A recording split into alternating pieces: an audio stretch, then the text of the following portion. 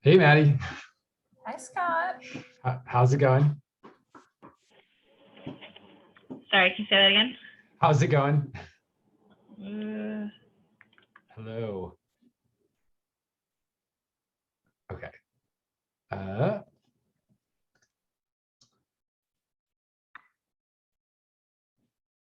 you are now frozen.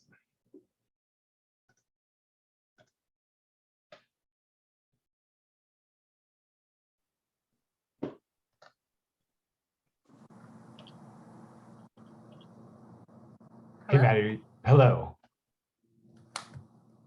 Can you hear me now? Yeah, it's not going to my headphones though. Oh, bummer. It's okay. Hold on. I can't hear you. It's not you, it's me. Okay.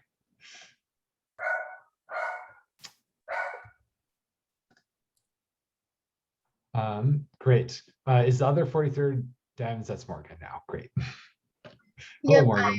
Hi, I'm just gonna start presenting the deck with the first slide that directs people to tally. Are we recording right this second? We are. Can I stop that or? You can. I can actually stop it here. I'll stop it. Okay. I'm gonna make.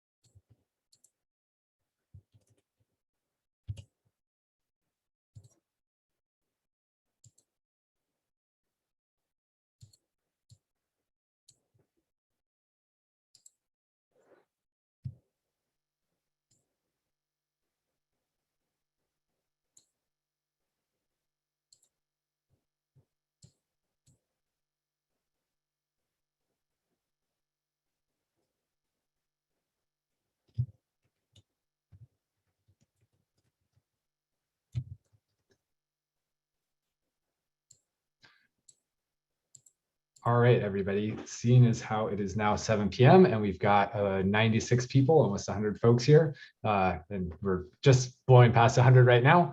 I will call this meeting to order, the June meeting of the 43rd District Democrats. My name is Scott Alspaugh. I'm the chair of the 43rd District Democrats. I use he, him pronouns. It's really great to be here with you all tonight. We have a bunch of really great candidates coming to seek our endorsements. We have a great turnout here already. And I'm really looking forward to it. So we will start our meeting off as we usually do with a land acknowledgement by Camille Gix. Although we are joining virtually tonight, we'd like to start this event acknowledging that we stand on the stolen land of Native people. It is important to recognize that this land was taken from its original caretakers and then degraded to meet the needs of European settlers. We must honor the nations and their land. In the 43rd, we are on the traditional land of the first people of Seattle, the Duwamish people, the Stillaguamish people, and Coast Salish, past and present. We honor with gratitude the land itself and the original tribal stewards of this land. Please take a moment to reflect on any nations you know who cared for this land or the land you grew up on. Yeah, thank you, Camille. I appreciate that. All right, we're going to move into our meeting norms and Robert's Rules explanation, but first I want to just reiterate If you do not have your voting code and you are a 43rd District Democrats member or PCO who should have one, it should be in your email. Search for voting code or 43rd District Democrats. But if you don't have one, please email tally@43rddemocrats.org or message Cody Olson. Voting code help is the tag on Cody's name. Please message them for help getting your voting code. So we're not going to get started with the votes for another bit here, but want everybody to be set when we get there. And a huge shout out to our tally team, who is hard at work getting people codes who don't have them yet, and we'll be making this meeting run behind the scenes all night tonight. So thanks so much for that. All right, Morgan, do you want to take people through how our Zoom meetings work? Sure, I can do that. So as usual, if you do need to seek the floor for any reason, please use the raise hand function in the reactions panel. Just so you are aware, no other reactions will be acknowledged. You can also raise your hand if you're calling in by pressing *9. You also have the options to do a yes or no if the chair needs a quick poll of the membership. This is also either in the reactions or participants panels. Once again, general chat is disabled, but you are able to message the co-host directly. So I am noted as meeting help. Already mentioned, Cody Olson is noted as voting code help if you need any assistance during the meeting. The meeting is also live streamed on Facebook currently with chat enabled. So if you wish to take part in discussions during the meeting, I will drop that link in the chat window right now. Great, thank you so much. And up next, our Vice Chair, Maddie Vonhoff, is going to walk us through our meeting norms. Hi everyone, Maddie Vonhoff, she, her. To go over the meeting norms for today, please remember to treat each other with dignity and respect throughout the entire endorsement process, which is the same as all of our general meetings. If you don't know, please ask. For stepping up and stepping back, if you're someone who feels very comfortable speaking up, consider how you can step back and create that space for others. If you're someone who has questions and we could help you answer those, please remember to step up, and we're happy to do so. As Scott and Morgan just pointed out, we have Morgan here on deck to help out with anything about the meeting, and Cody with the tally. So if you don't have your voting codes, please remember to step up and ask.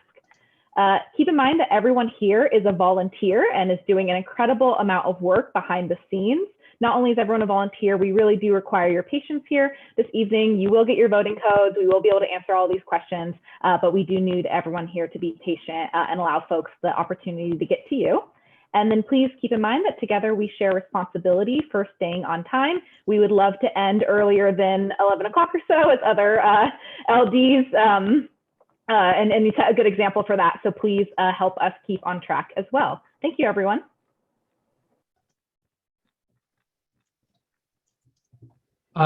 Yeah, thank you so much, Maddie. Really appreciate everybody working together to follow our meeting norms. So I'm going to give the Robert's Rules of Order a refresher really quickly. Robert's Rules of Order are a set of parliamentary procedures that we use to run our meetings and that most Democratic orgs do in Washington State. You don't need to know the details of Robert's Rules to participate in our meetings. If you have a question or something you think we're doing wrong or a motion you want to make, raise your hand and we'll help you get that figured out. Please make sure you're raising your hand in Zoom so that we see you. We're not going to see you if you're just waving behind your computer screen. Robert's Rules are complex. They're really, it's a thick book, but anything you want to do, we can help you do it in our meeting. If you have questions about the process and we're moving too fast or you don't understand something, please do ask, raise your hand. If you can't hear us for some reason or there's something going on, let us know. We want to make sure that everybody's able to participate in our meetings. And the last little bit is we have some real parliamentary rock stars in here, some folks who really know their stuff. Please help us keep our meetings welcoming and it's not the time to show off the fancy motions. Let's get through this together and save that for other times. So thanks so much for that. A good time for me to mention the other folks helping us behind the scenes here. Ellen Eads is our secretary for tonight. And Tara Gallagher is going to serve as our parliamentarian. So thank you to Tara and Ellen for doing that. Tara, I hope we don't need you, but we'll we'll see how it goes. So thank you everybody for that. So with that, we are going to move on to approval of our agenda for tonight. Has it been shared in the chat?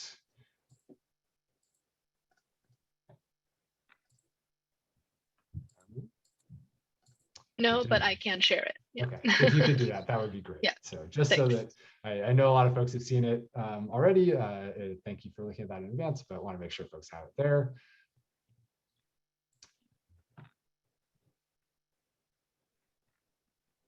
All right, so thank you for sharing the agenda, Morgan. That's in the Zoom chat for everybody. Walking through the agenda really quickly. We will approve our minutes. We actually don't have PCO approvals, so we're going to get right into the main event for tonight, which I'm sure you all are here for, which is our endorsements. You all can read the list of great candidates that we have here and the races that we're going to be covering tonight.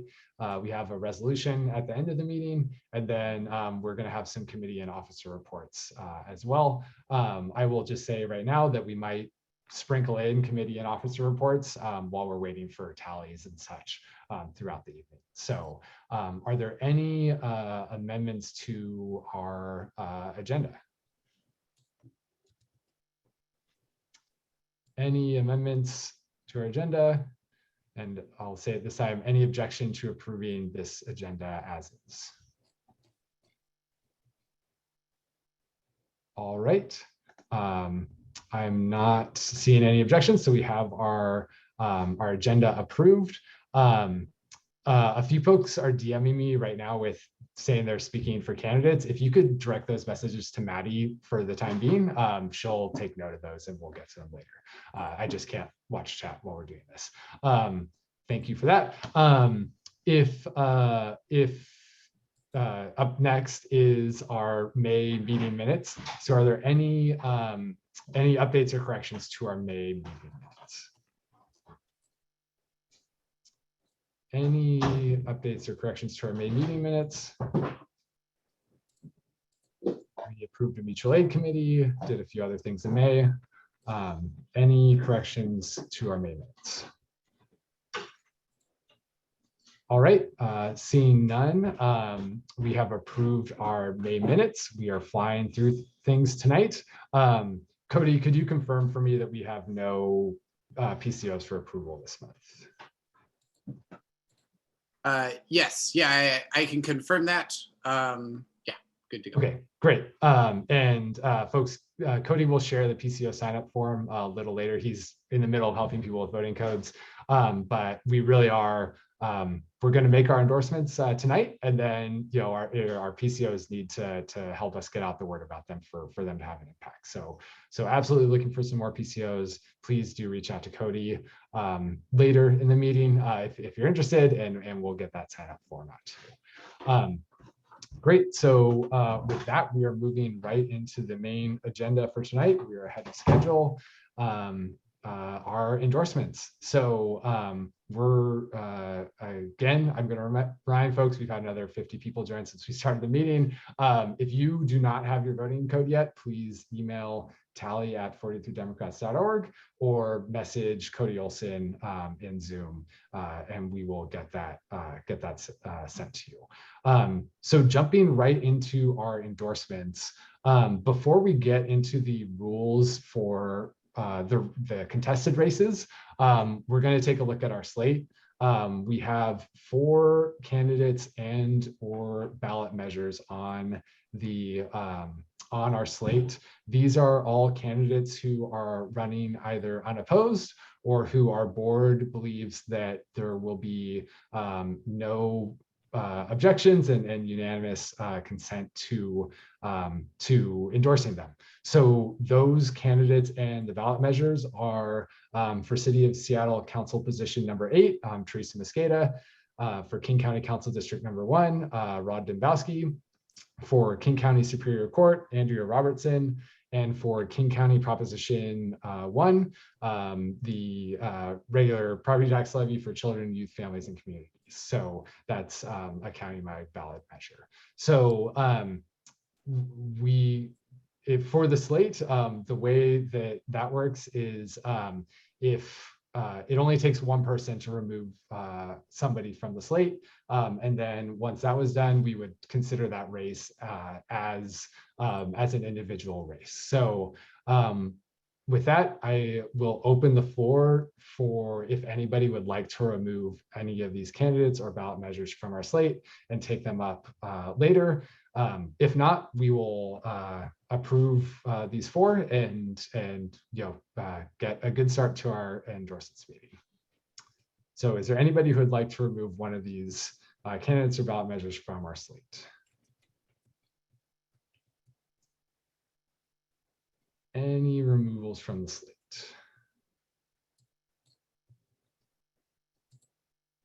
Yep, and Morgan's reminding folks that they should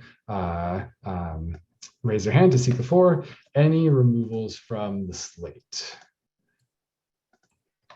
All right, not seeing any. I will take that as there being no objections to approving our slate and ask one last time, are there any objections to the 43rd District Democrats endorsing all of the candidates and ballot measures on our slate? Any objections? Any objections?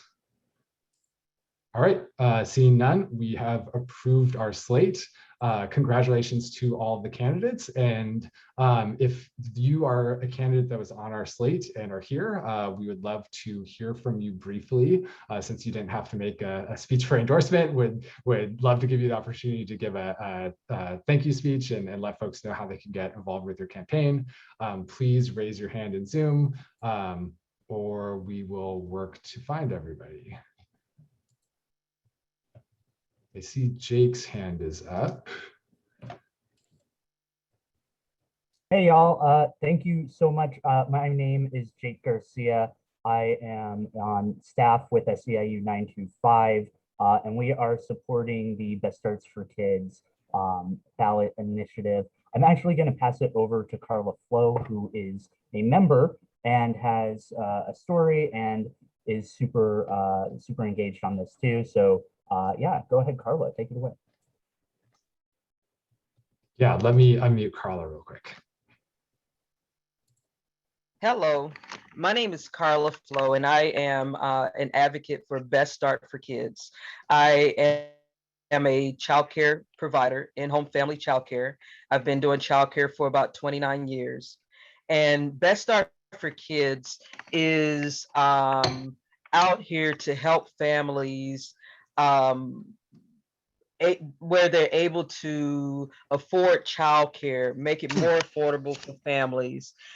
My heroes in this thing are the families and the children.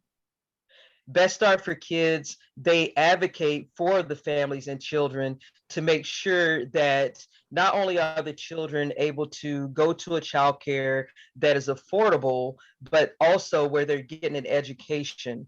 And a lot of the families are struggling right now financially, and some of these families are having to get a second job in order to provide for their families and in order to have a place that is safe and educational for their children to go to while they're working.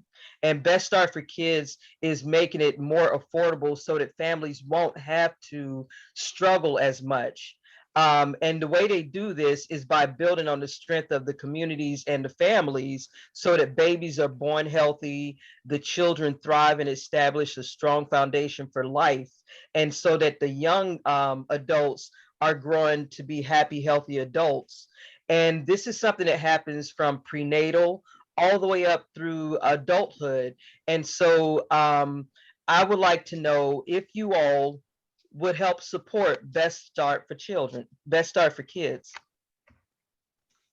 Yeah, absolutely. Thank you, Carla. And we are very proud to endorse Best Start for Kids. And Carla, if you could send the information on how folks can plug into your campaign to Morgan, we'd be happy to share that with everybody here tonight. Thank you. Yeah, thanks so much. All right, up next we have Seattle City Council member Theresa Mascada.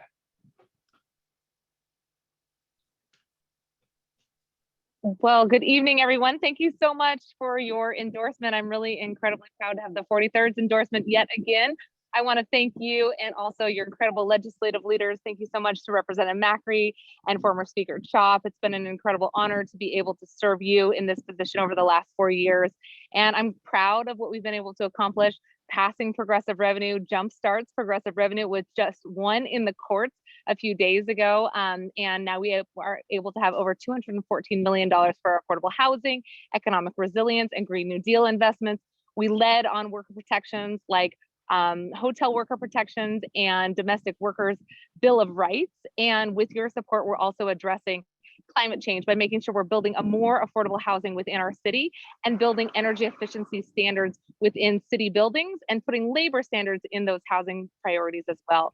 I want to thank all of you for your support as we've worked together to pass important progressive policies. I'm a proud labor progressive Democrat, and with your support, we'll get back in there and we'll help create a Seattle that's more equitable, just, and affordable for all. Thanks again to the 43rd for your support, and I look forward to working with you and serving you in this next term. Thanks for your support. Yeah, thanks so much, Councilmember Mascada. We're looking forward to working with you as well. So great, and it looks very nice outside. I'm glad I'm glad you're out there. All right, so up next, yes, goodbye. Up next is County Council member Rod Dombowski. Thank you so much, Scott, and thank you to your leadership team and your members for your support for me tonight. It means a great deal to me. I have 3 important precincts from the 43rd in my first county council district, and you've been with me for my last re-election, and it just means so much to have you join the 1st and the 32nd, and my home district, the 46th and the 45th, in supporting my re-election. My district goes Northeast Seattle all the way out to Woodinville. And candidly, I've been really proud to lead on issues from the left side, the progressive side of our party, and bring that district along, bring the folks out in more suburban parts of our county onto the progressive side to do things like ban solitary confinement for youth, oppose the youth jail, build more housing, big time support for the Behavioral Health Institute that we're going to build, including with Representative Chop's support up at Harborview.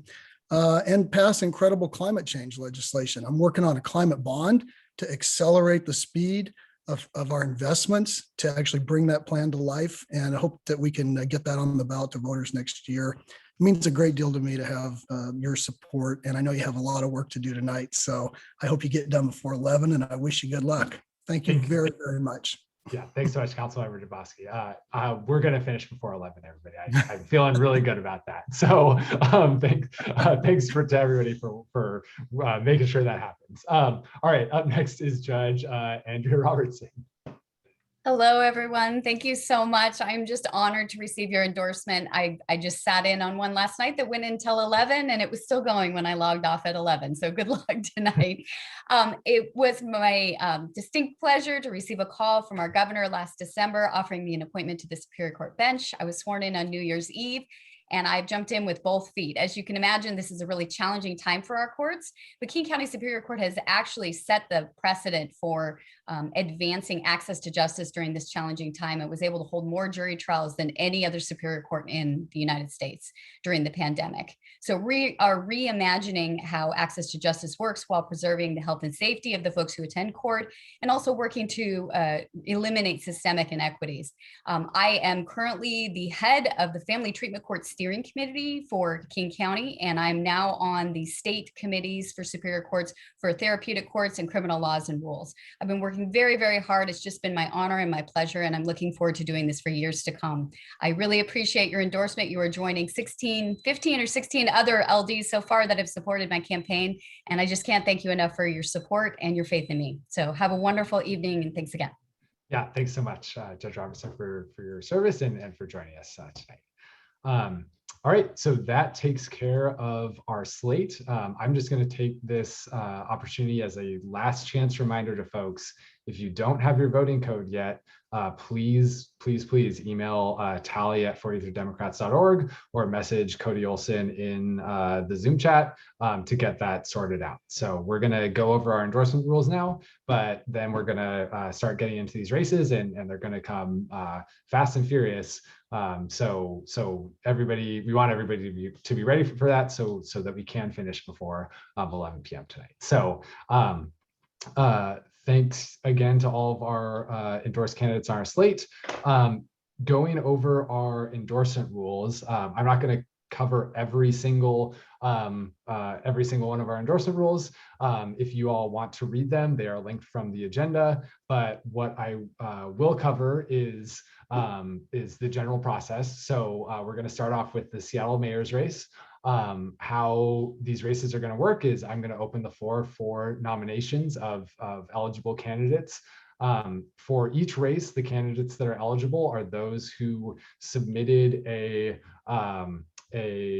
King County Democrats questionnaire to us by 2 weeks ago, by June 1st. All those questionnaires are linked from the agenda for individual candidates. If you want to read through those while candidates are speaking or right now, please go for that. I know a bunch of folks have looked at them before the meeting. So I will ask for all nominations for a race. Once nominations don't require a second, it just takes one person. Once either all of the candidates have been nominated or there are no further nominations, we will close nominations. Then each candidate is going to have 2 minutes to speak. They will speak in order of their nomination. So the first person nominated will speak first, going so on and so forth. Candidates can use their 2 minutes however they would like. They can use it all themselves to speak. They can have someone else introduce them. They can have someone else finish. We leave that up to them how to use that time. Please, candidates, follow the time limit. Maddie and I are going to be running these, and we don't want to have to cut anybody off. We will be generous with pausing the timer when there are Zoom issues and getting you unmuted or your guest speaker unmuted. So we will be generous with the time there, but please do finish by the time the timer runs to 0, so we can have an efficient meeting and we don't have to cut anybody off. Once we have gone through the candidate speeches, there is a provision in our rules that allows for our members to ask for additional debate on a race. So I will, whoever's chairing that particular race will entertain that motion. If it's a race where you are really undecided and you want to hear more from 43rd members and TCOs about that race, that would be the time to make that motion. If that motion's made, we will have a vote very quickly, not via voting codes, but just via folks in the Zoom as to whether we want to extend debate, and that will be a simple majority vote for that. So we will vote using the reaction buttons, the yes or no buttons in Zoom, and if we get there, we will re-explain how to do that. If we do pass a debate motion, then each candidate will have the chance to have 2 additional speakers speak for them for 1 minute each. The candidates have the ability to select those speakers if they know 43rd members or PCOs who would like to speak for them. Some candidates have sent us the folks that they would like to have speak for them in that case. Others have not.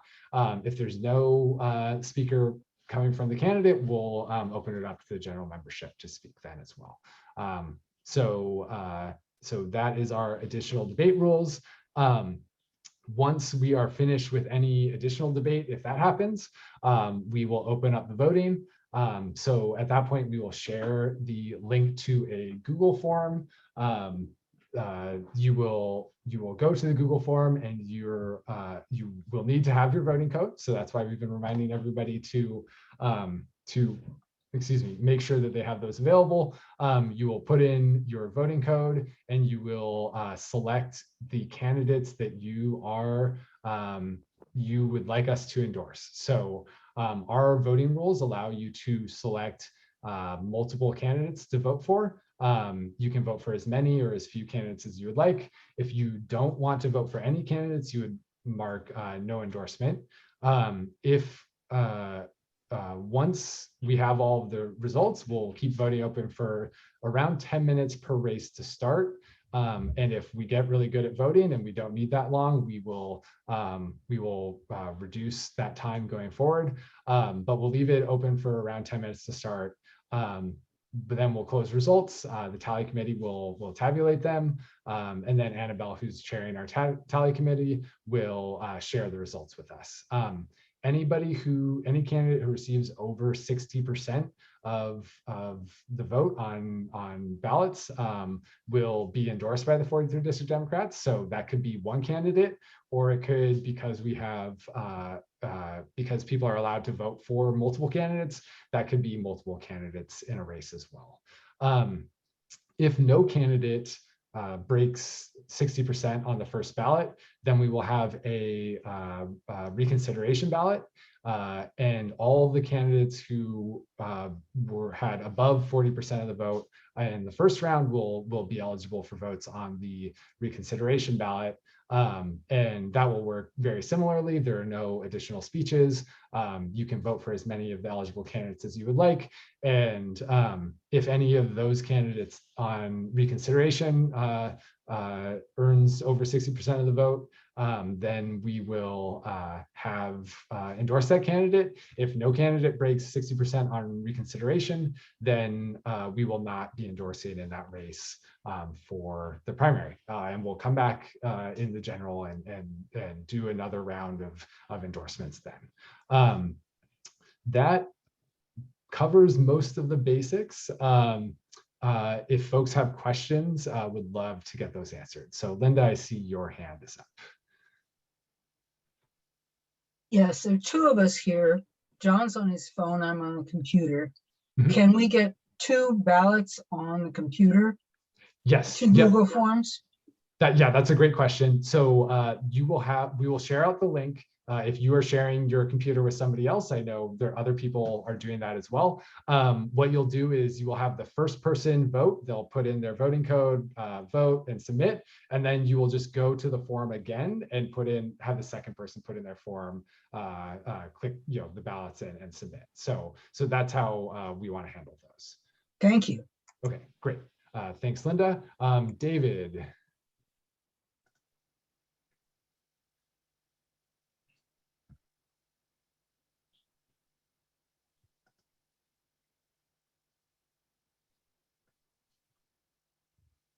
Hello, David. You there? Oh. I think too many of us are unmuting David at the same time.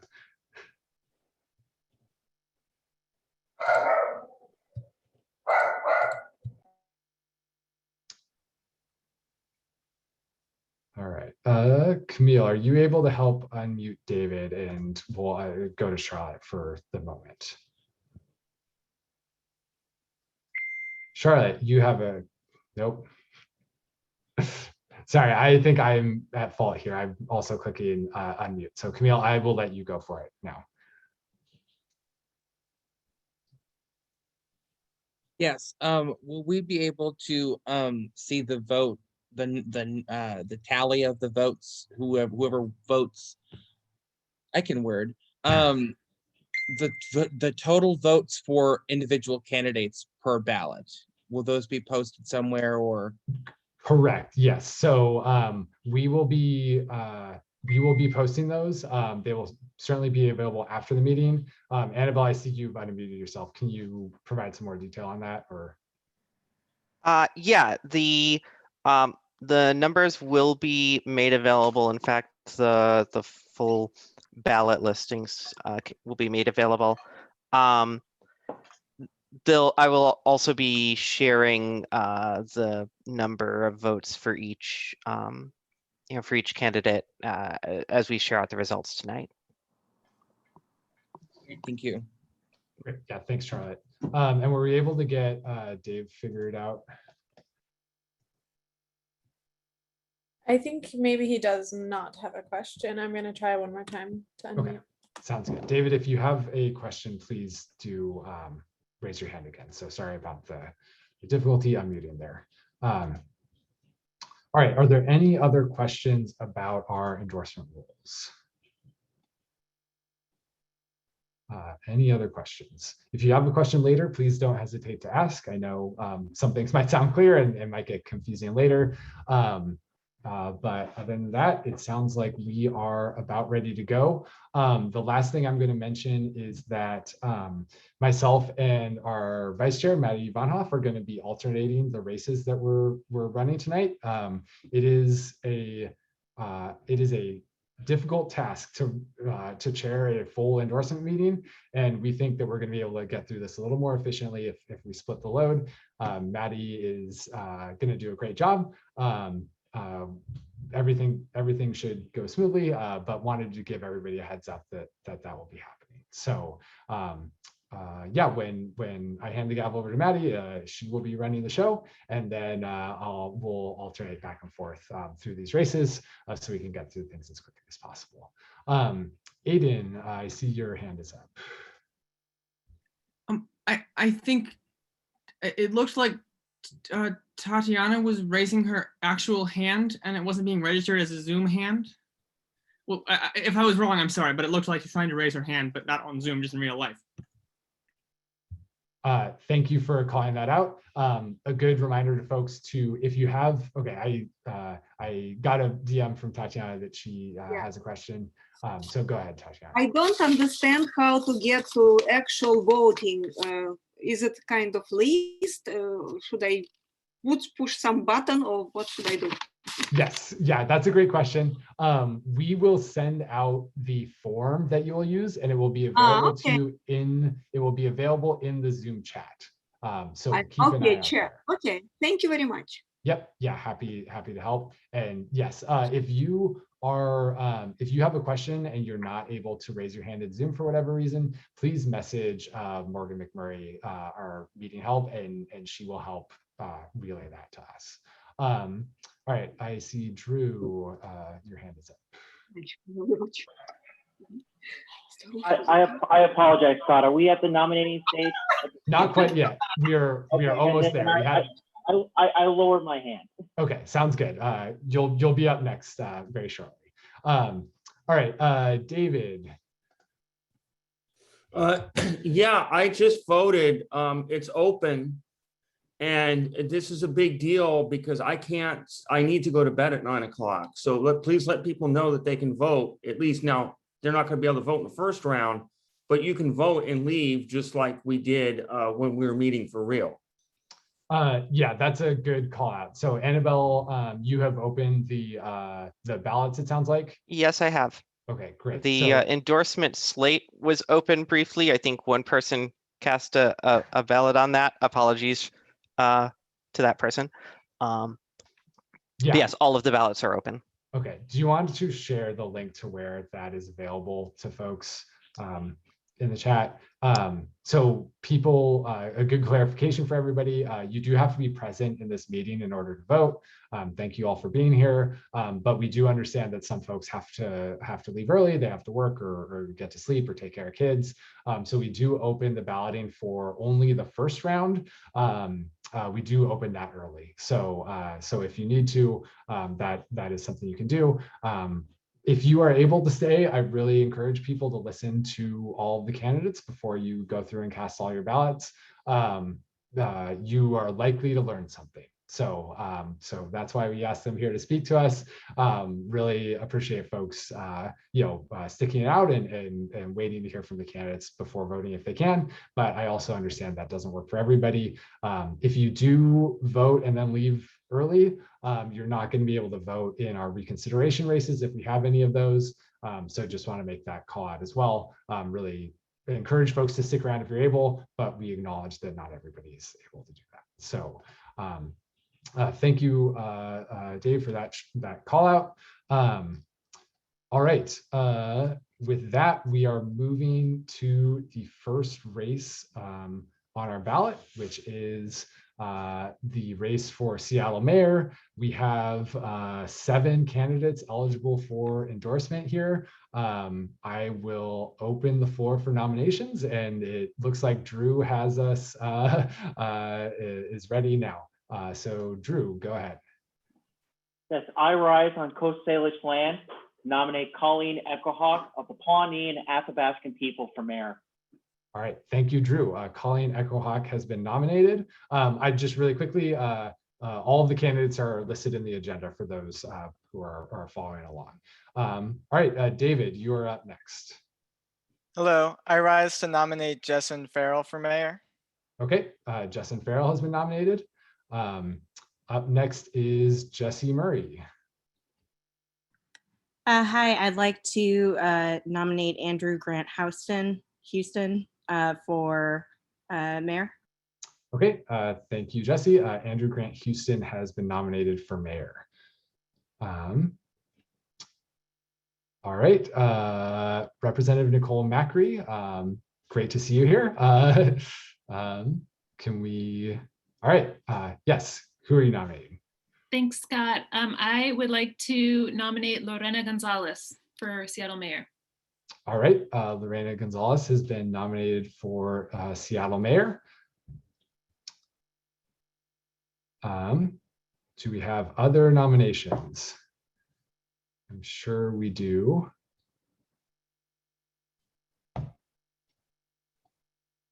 All right, Johnny.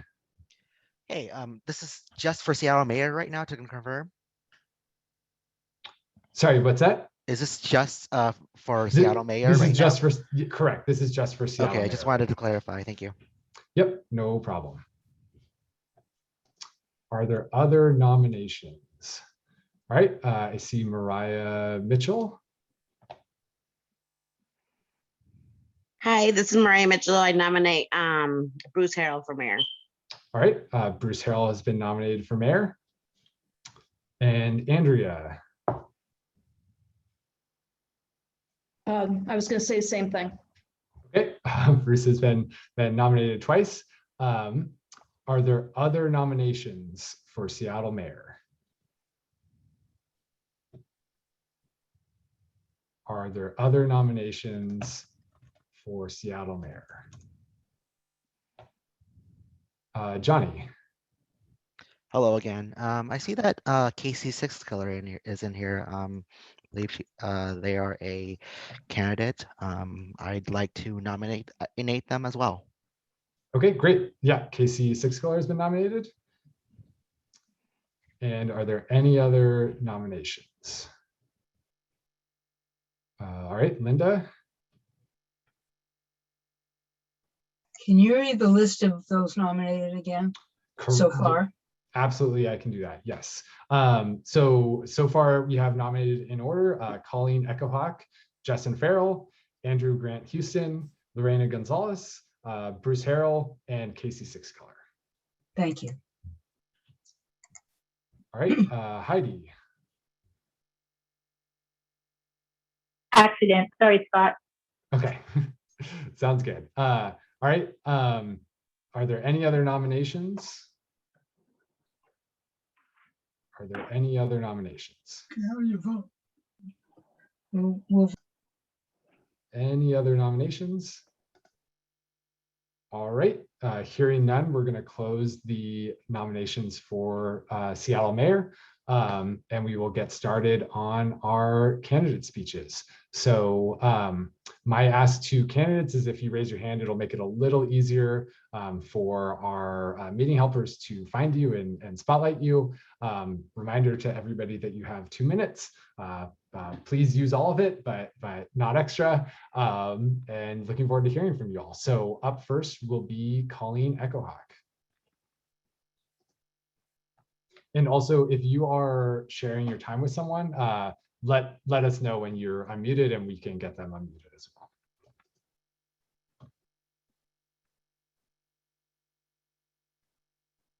All right, can we get Colleen unmuted?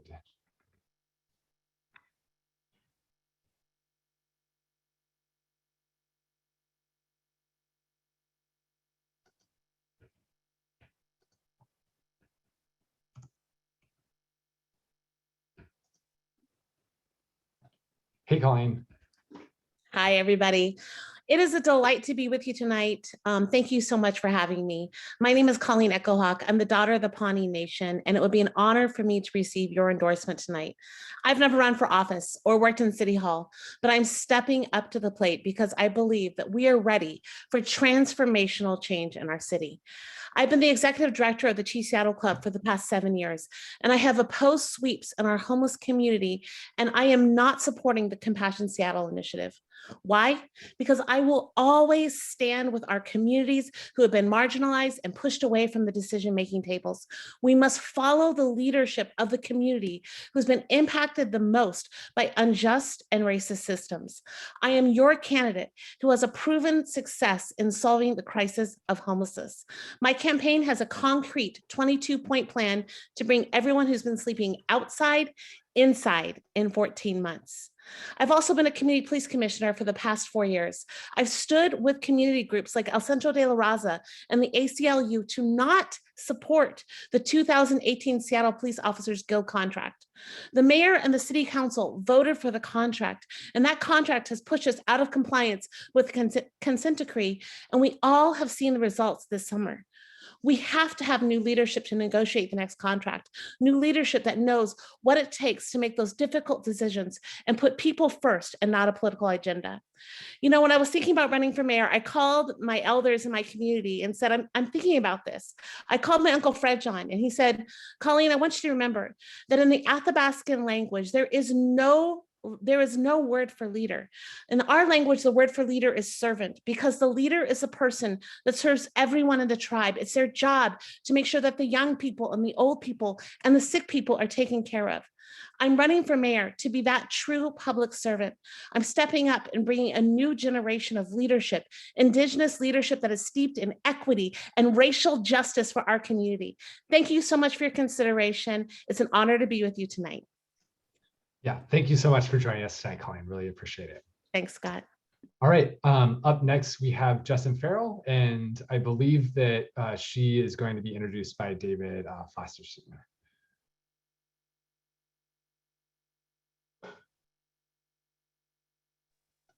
So if we could unmute both Justin Hello. and David to start, that would be great.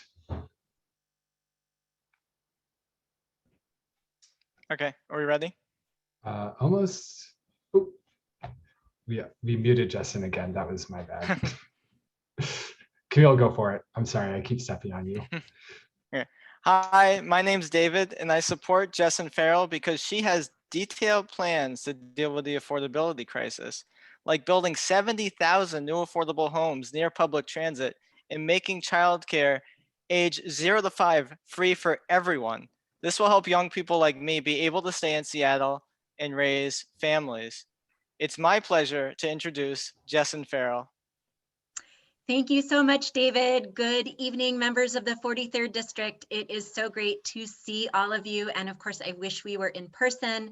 I am Jessin Farrell, and I am here to ask for your endorsement for Mayor of Seattle.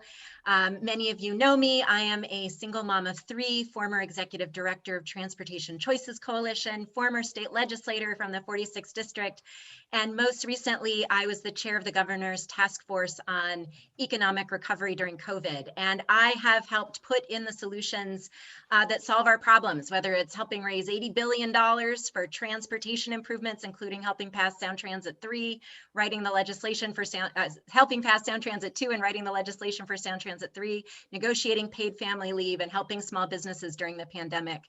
I am running because it is time to put words into action. It is time to stop patting ourselves on the back for incrementalism in this town and put in solutions scaled to the size of the problem. That is why I am running on my ST3 for housing plan to build 70,000 units of affordable housing across the city, to bring universal 0 to 5 childcare, and to get to 0 gun deaths in our community. Gun violence is preventable, and we need to treat it like the pandemic that it is. We also need to get to net 0 carbon emissions by 2030, and we need to get to 0 pedestrian deaths in this community. These are all things we can do together with common purpose. We can truly get to a city that is both just and a place of shared prosperity. And I am looking forward to earning your endorsement. Thank you. Yeah, thanks so much, Justin. Really appreciate it.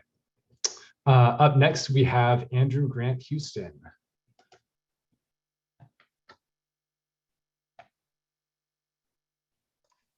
There we go.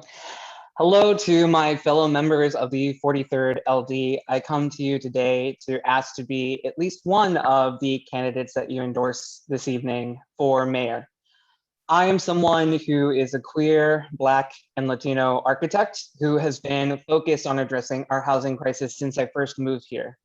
As an organizer with Share the Cities, as someone who now serves on the Pike Pine Urban Neighborhood Council, extending my activism to being a board member of FutureWise and passing HB 1220 this past legislative session. And in the past year, recognizing that if we are going to truly address our homelessness crisis, our economic crisis, and most importantly to me and why I'm running in this moment, our climate crisis, then we need a mayor who is not just have the experience of organizing in community, but has clear and concise plans as to how we actually address these crises in a way that doesn't just nibble around the edges, but truly creates new systems of success so that all of us can live and thrive here in Seattle. With that, I'm going to cede the rest of my time to my campaign manager and our communication.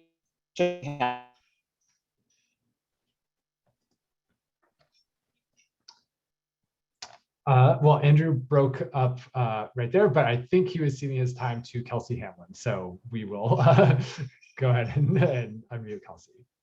Yeah, that's correct. Thank you, guys. All right, so I'm Kelsey Hamlin.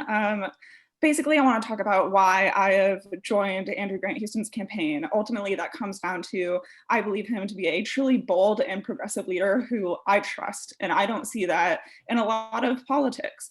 I woke up this morning nearly in tears thinking about what this coming summer might bring, knowing full well that we currently lack mayoral leadership in office to prevent the climate crisis. I've known Andrew for years and I trust him because I've seen him continuously show up firsthand. Just of late, he helped craft and pass crucial statewide climate legislation like he named. He also fought for hazard pay alongside workers in Theresa Mascada's office. I joined Andrew Grant Houston's campaign because he has continuously shown he has and will continue to show up, advocate for, and protect our most vulnerable communities. I'm 26 years old and the climate crisis is already here. Thanks, Thank you. Kelsey. Yep. Thanks so much. All right, up next we have Lorena Gonzalez, who I think is being introduced by Nicole Macri. So if we could unmute both of them, that would be great.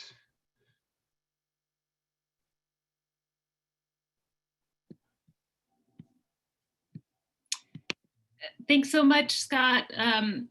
And everyone, it's just an honor to be here with you tonight. I'm Nicole Macri, your state representative, and I'm supporting Lorena because she has consistently listened to and stood with the people who are most impacted by our city policy, including immigrants, queer and trans residents of color, people with disabilities, and working families, to make sure that Seattle is a more equitable city where everyone can thrive. And particularly important to me is Lorena's work in working with broad coalitions to address homelessness.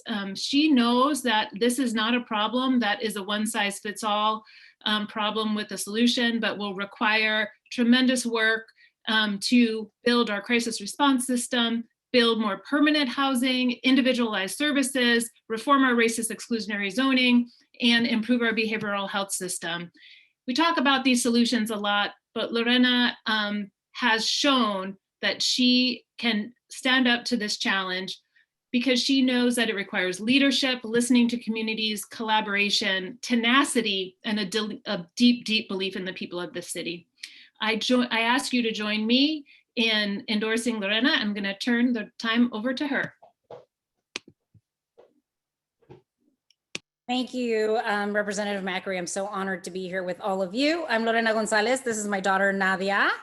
And I am excited to be here to ask for your endorsement and your support. I want to thank each of you for being here tonight. I know it's not easy. And I really want to talk about the fact that as a woman of color, as the daughter of immigrants, as the first Latinx person elected citywide to the city council, I am seeking your support because I have worked hard for years to achieve justice, equity, and fairness for our community and to lift up those that need us the most. I have worked with members of the 43rd in the past to achieve that equity. Clean Campaigns Act is one example of that, where we held corporations accountable for trying to buy our elections.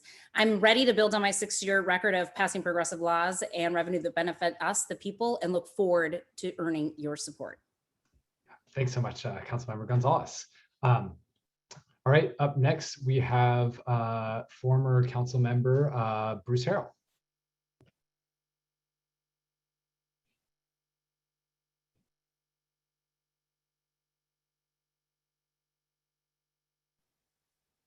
Thank you very much, 43rd. It's actually my pleasure being here. So I'm going to dive right into what I'd like to do if elected mayor. The first thing we will establish is a healthcare for all, a healthy Seattle, much modeled after what's done in San Francisco. But I'm concerned, as my leadership team will be, as well as people who will not have healthcare who will fall through the cracks of the Affordable Care Act, of the county sort of health system. And we're going to see so many people fall through the crack.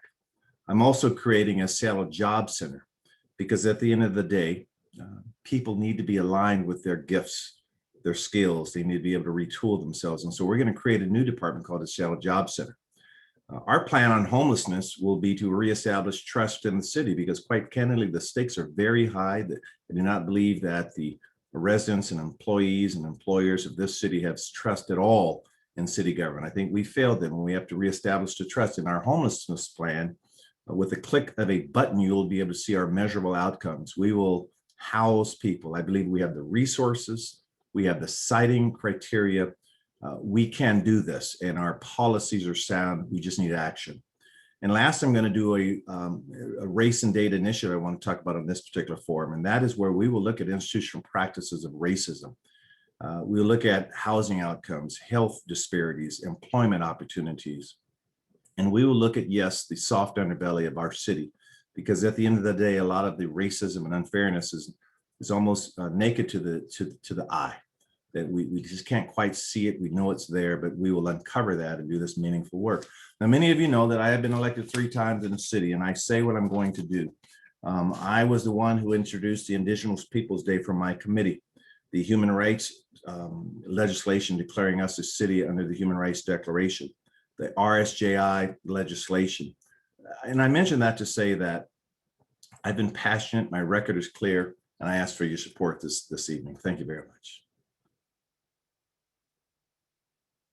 Yeah, thank you so much for joining us. All right, up next we have Casey Sixkiller.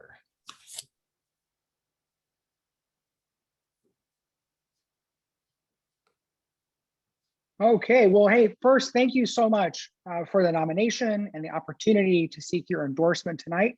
My name is Casey Sixkiller. I grew up in Seattle. I'm raising 3 young kids here, and I'm a proud Democrat. I'm running for mayor because I love Seattle. This is my hometown, and I want every family to have a future here. But as the pandemic laid bare, too many families are being left behind. Our neighborhoods are struggling with empty storefronts, homelessness, and crime. And rather than coming together to meet these challenges, we're being held back by divisions. We don't have to agree on everything, but we have to find ways to make progress on important issues. I'm a fierce advocate of racial and environmental justice, 2 values that reflect my own life's experience as an Indigenous person. I've spent my career advancing practical, progressive solutions at every level of government, bringing folks together to create new housing and shelters, expand access to parks and green spaces, and working to advance equity by dismantling institutional barriers. I've never run for office before. I've spent my life out of the spotlight, solving problems, sitting down with those I might not agree with so we can move forward. Now is our opportunity to rebuild a stronger and more equitable Seattle that works for everyone.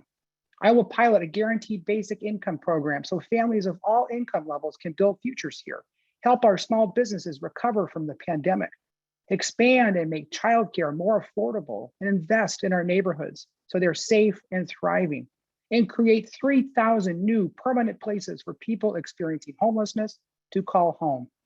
As mayor, I'll work every day to show our kids we can achieve the future we all want for Seattle. Thank you for being here. Thank you for your service to the 43rd and the opportunity to seek your endorsement.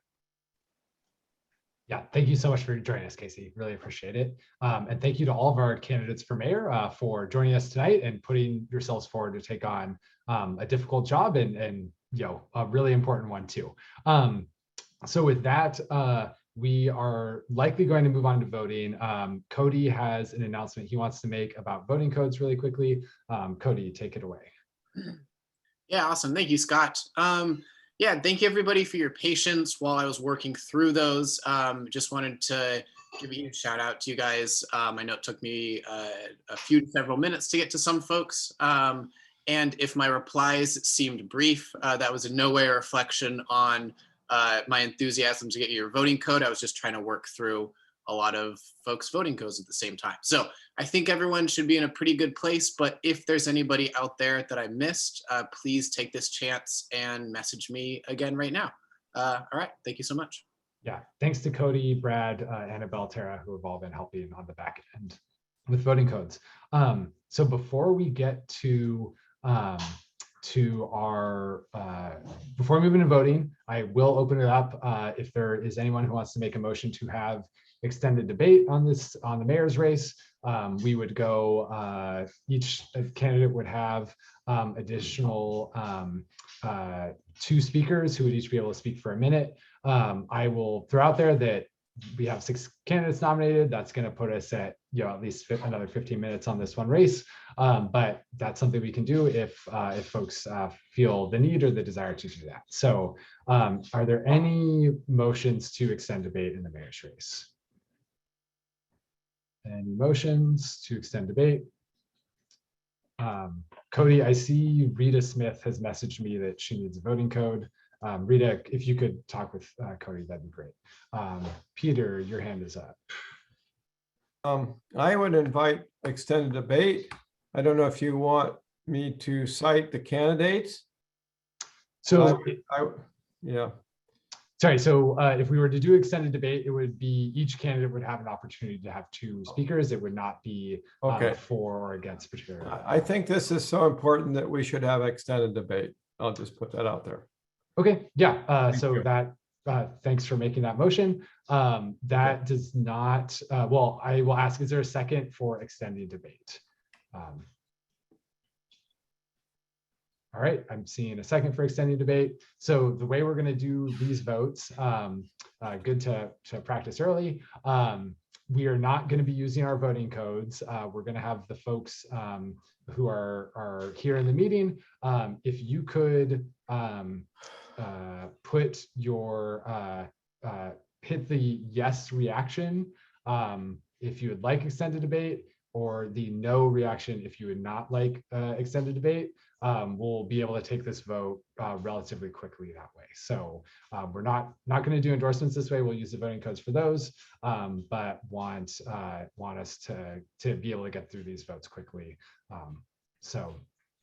I see one speed up. Please change your vote. I don't know what that means. We will leave this open for a minute while people find the voting buttons. Again, we're counting other reactions as spoiled ballots for this case. Leroy, you have raised your hand. Go for it. Sorry, that was me with the speed up. So I was looking in the reaction. So is yes or no just check or X? Is that how we're doing, yes or no? Correct, yes. So sorry, I should have explained that better. If you hover over the reaction, it says yes or no for those. Got it. But, and it looked like the speed up might be a scroll over, so that's why I was hitting that one. So cool. Yep. Thank you. No worries. Yeah, thanks so much, Leroy. All right, I'm gonna last call for votes on extending debate. We're looking at a landslide right now, so I think we're not going to end up going there. Christopher, your hand is up. Oh, you're muted still. I just wondered why our vote disappears. That may be a Zoom feature, which is frustrating. I think it goes down after a certain period of time. Great, So but we can if it- trust that it went out there. Yes, so for these votes, I will leave it open for a period of time, and then I'm going to take a look at the hands. If it goes down, please just put it up again until I ask you. Thanks for calling that out. So this is not close though. We're not going to spend more time on this one in particular. The folks think appear to have heard enough from our mayoral candidates. Thanks everybody for joining us. So we will move forward with voting. So with that, I'm going to clear all of our reactions. Thank you, everybody. Could we have the form for voting, Annabelle?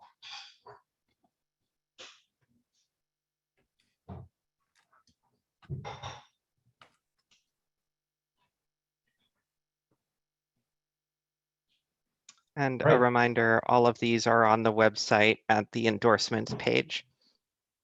Yes. So Annabelle has shared the voting form in the chat. Please open that up. Submit your. It looks like that form is for the slate, Annabelle. Oh, did I give you the wrong? Hang on. It is. Yeah. Huh. Let's Yes, try so this we'll again. get There you go. everybody the mayoral There you go. endorsements form here. All right, so a reminder to everybody that you can vote for as many candidates as you would like. Please do not vote for for a candidate and no endorsement. That will spoil your ballot. If you don't want us to endorse any of the candidates, vote for no endorsement. So we're gonna pause here for 4 minutes or so. We'll take it to 8:08 to let people vote. We will close the ballots in 10 minutes, around 8:14, 8:15. But essentially, once we're through with our next race, which we'll get started on in just a couple minutes. So gonna leave it all to you to vote now for the next few minutes. So if you have questions about voting, please don't hesitate to message Cody, and Cody can help you out. Or if you really need to, raise your hand. But other than that, please take the next few minutes to vote. Thanks, everybody.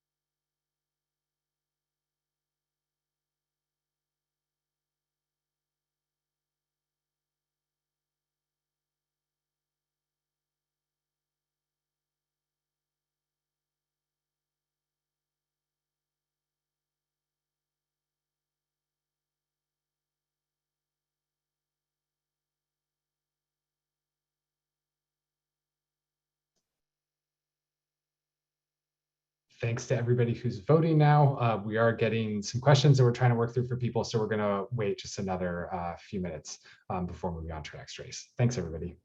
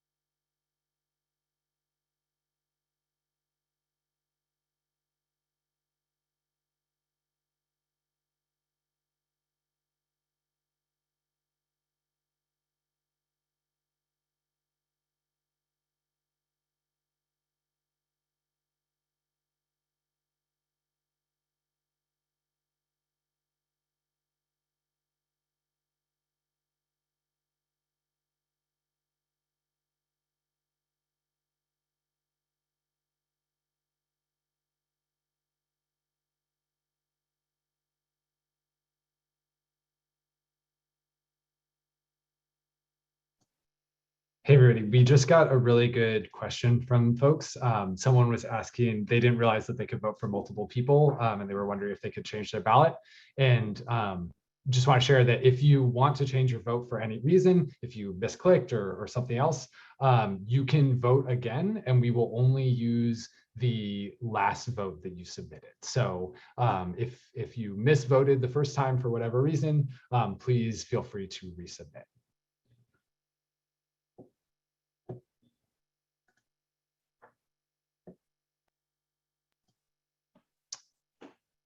All right. Thanks to everybody who is currently voting. I think we're still working through a few people, but we will get started on the next race here, and leave voting open until we finish speeches on this race. So with that, I am going to hand things over to our Vice Chair, Maddie Vonhoff, who's going to take us through Seattle City Council Position 9. Hi, and thanks so much, Scott. To preface, this is my first time chairing, so I'm asking for any and all forgiveness now and appreciate your patience as we get through this process. With that, we are opening up nominations for Seattle City Council Position 9. If you would like to nominate one of our eligible candidates, please raise your hand in Zoom. Great, we got some hands. All right, Sean Scott. Yeah, I would like to nominate the one and only Nikita Oliver. Thank you, Sean. All right, Derek Richards.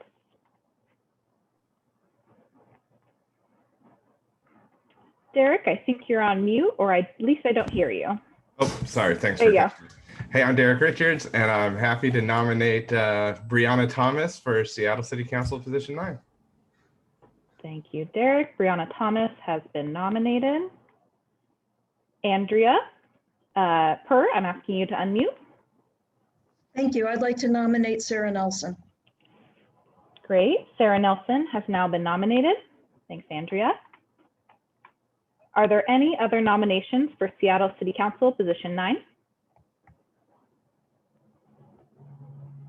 If you have a nomination for Seattle City Council, position 9, please raise your hand now. Are there any other nominations?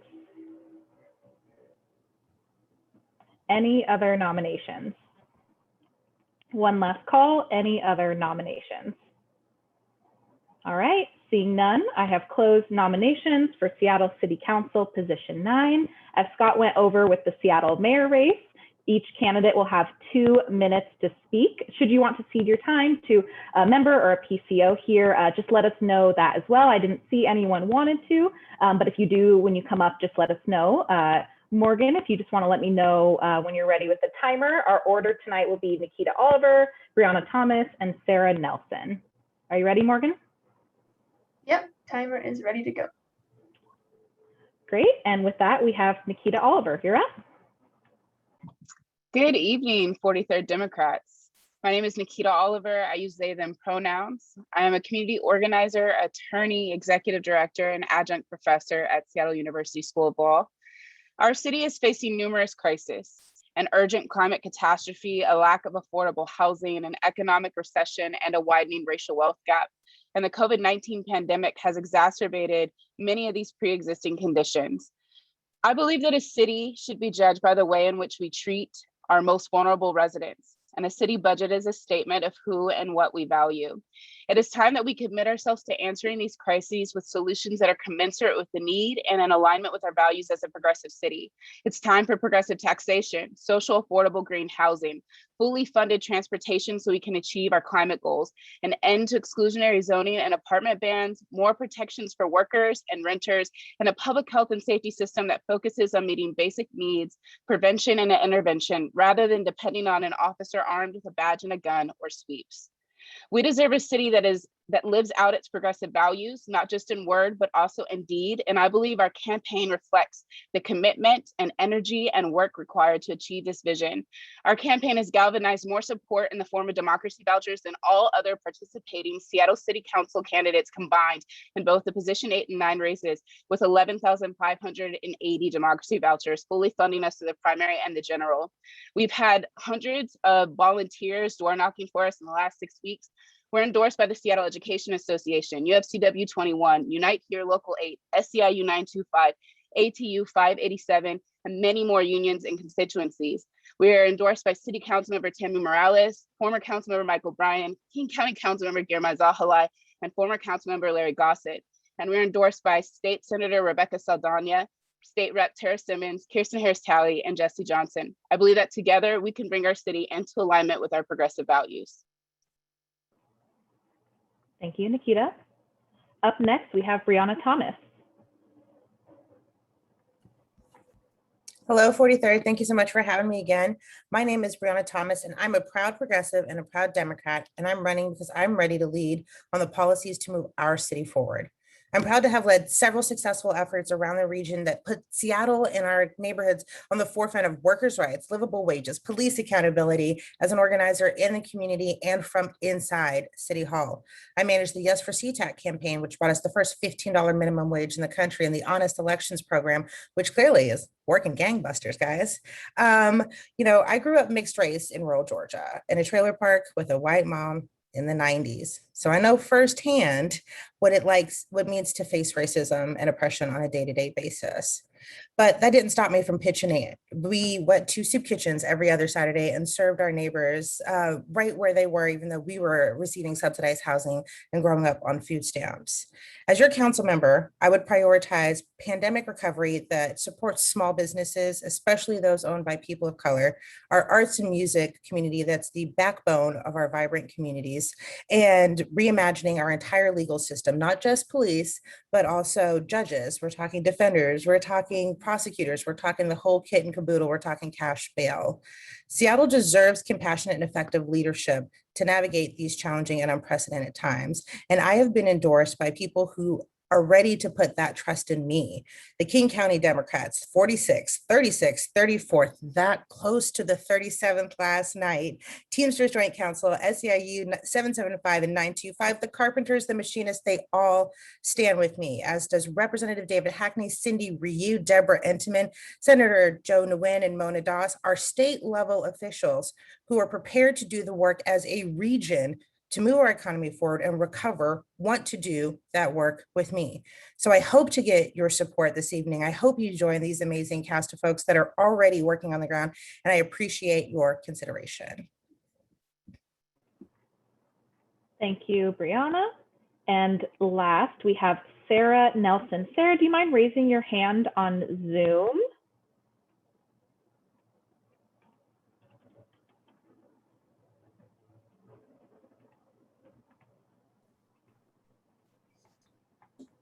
Great.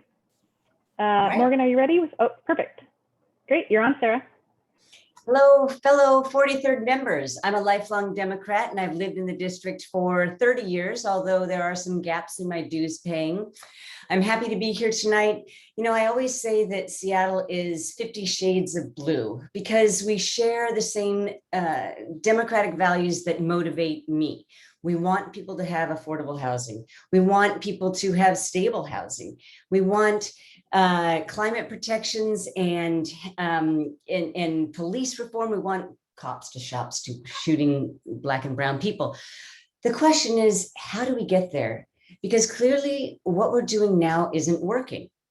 Now, I have about 10 years of public service experience and policymaking experience on city council, bringing people together on complex legislation. I know what it takes to get the details right to avoid unintended consequences. But I also bring the fresh perspective of a small business owner. And that's important now because small businesses are really struggling, and you can't be for jobs and for economic opportunity and for generational wealth without being worried about and having a plan for how we're going to help small businesses weather this economic, the ravages of the pandemic and come out whole.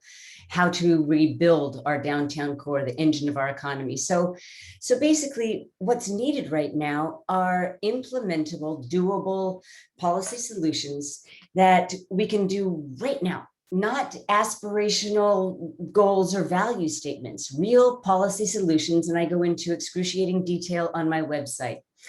So we need to make the private sector step up. Who better to do that than a small business owner? That's me. And I'm endorsed by the firefighters, the Building and Construction Trades Council, ironworkers, plumbers, Dennis Hayes, many other enviro leaders, Gail Tarleton, and I ask for your support. Thank you. Thank you, Sarah. And with that, that concludes our candidate speaker time. We will now entertain a motion for extended debate. So as Scott mentioned earlier, this would allow each candidate, 2 speakers to speak in favor of them for 1 minute each. We'll now entertain a motion for extended debate. If you would like to make a motion, please raise your hand in Zoom.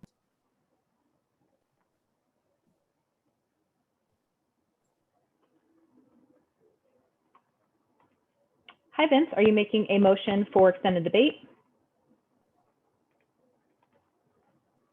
And just ask you to unmute. Oh. I'm sorry. Yes, Vince O'Halloran. I make a motion for extended debate. Thank you, Vince. Oh, sorry. Don't unmute again. Okay, great. In the same way as we did before, you're going to be using your Zoom reactions to do yes or no to extended debate. Scott, if you could help me as well. I'm not sure I can actually see the total on my end, though I do see it climbing, and we will see if this motion passes.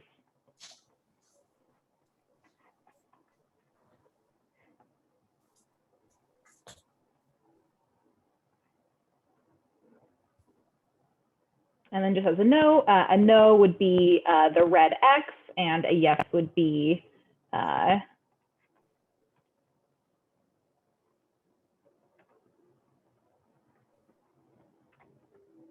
Sarah. I see your hand up, and you should be able to speak.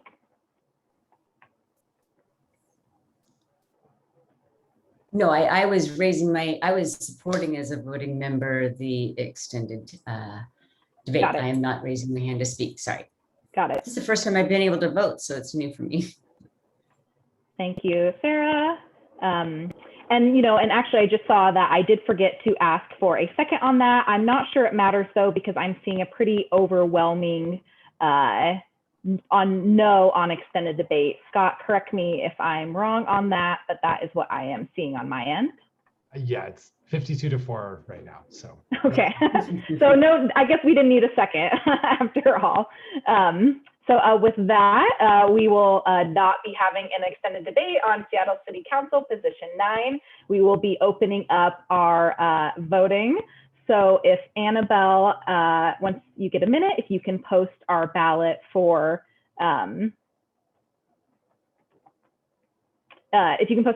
Seattle City Council Position 9.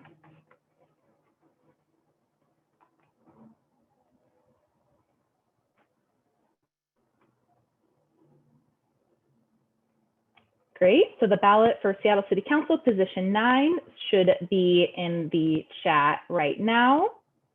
So please take a couple minutes to fill out, and then as always, should you have questions, tally@43rddemocrats.org. We will leave this open for about 5-ish minutes or so. And with that, I am passing the gavel back to Scott to chair in our next meeting, as well as close the Seattle mayor ballot. Yeah, thanks so much, Maddie, for taking us through the city council race. I'm going to give folks just 2 minutes here to vote on Seattle City Council Position 9. And if anybody is still voting in mayor, I'll give you those extra minute or so as well. And then we're going to get started on the next race. So we will be back in just a minute. Thanks, everyone.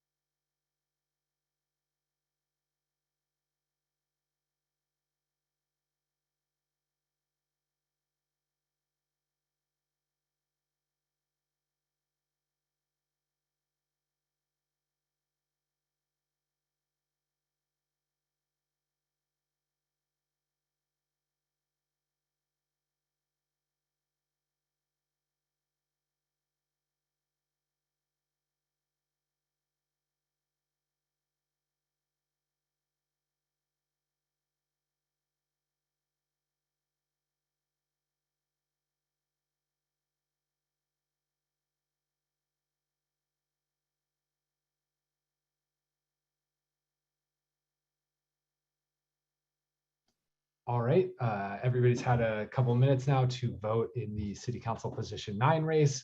We're going to leave that ballot open while we move on to our next race, which is King County Executive. Annabelle, I'm going to ask that you close the vote for mayor now and start tabulating results for us so that we can get those after this next race as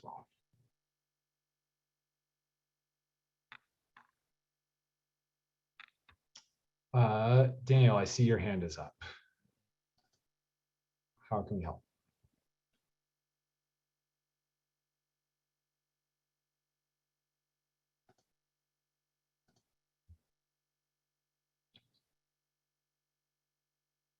Hey, Dag, what's up? Are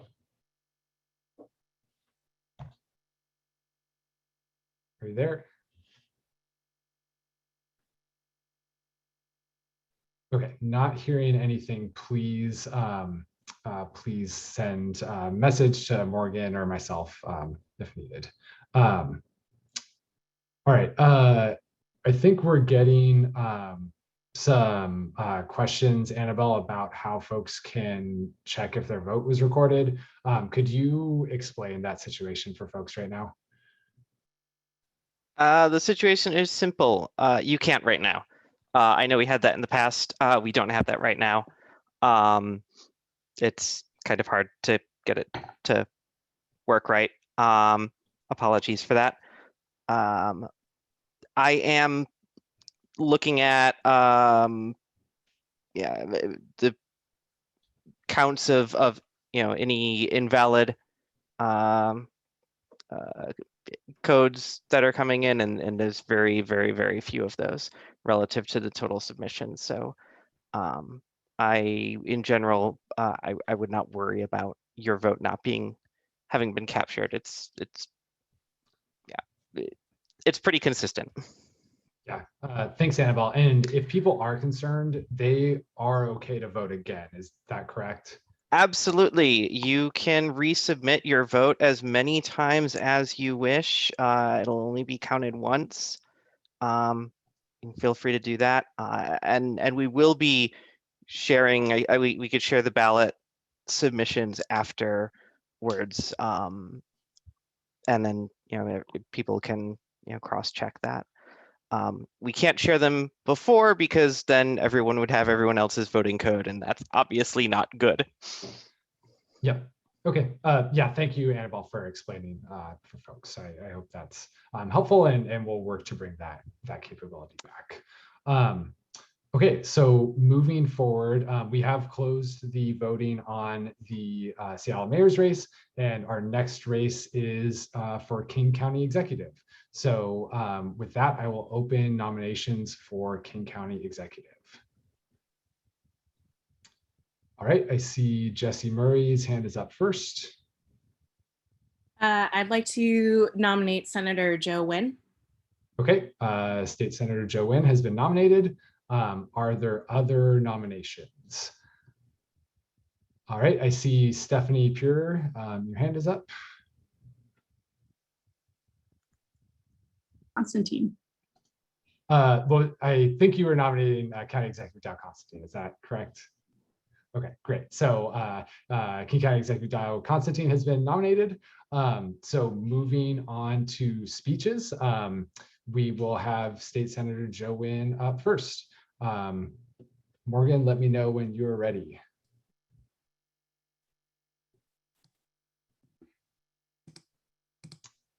All right, take it away. Perfect. Thank you so much, Mr. Chair and members of the 43rd District. I'm the son of refugees born in White Center, and we made big strides in the legislature this year, passing historic bills on the issues the community has been fighting for decades to accomplish, like capital gains, police accountability, historic investments in underserved communities. And it was no accident that it was also the most diverse legislature in the history of Washington State.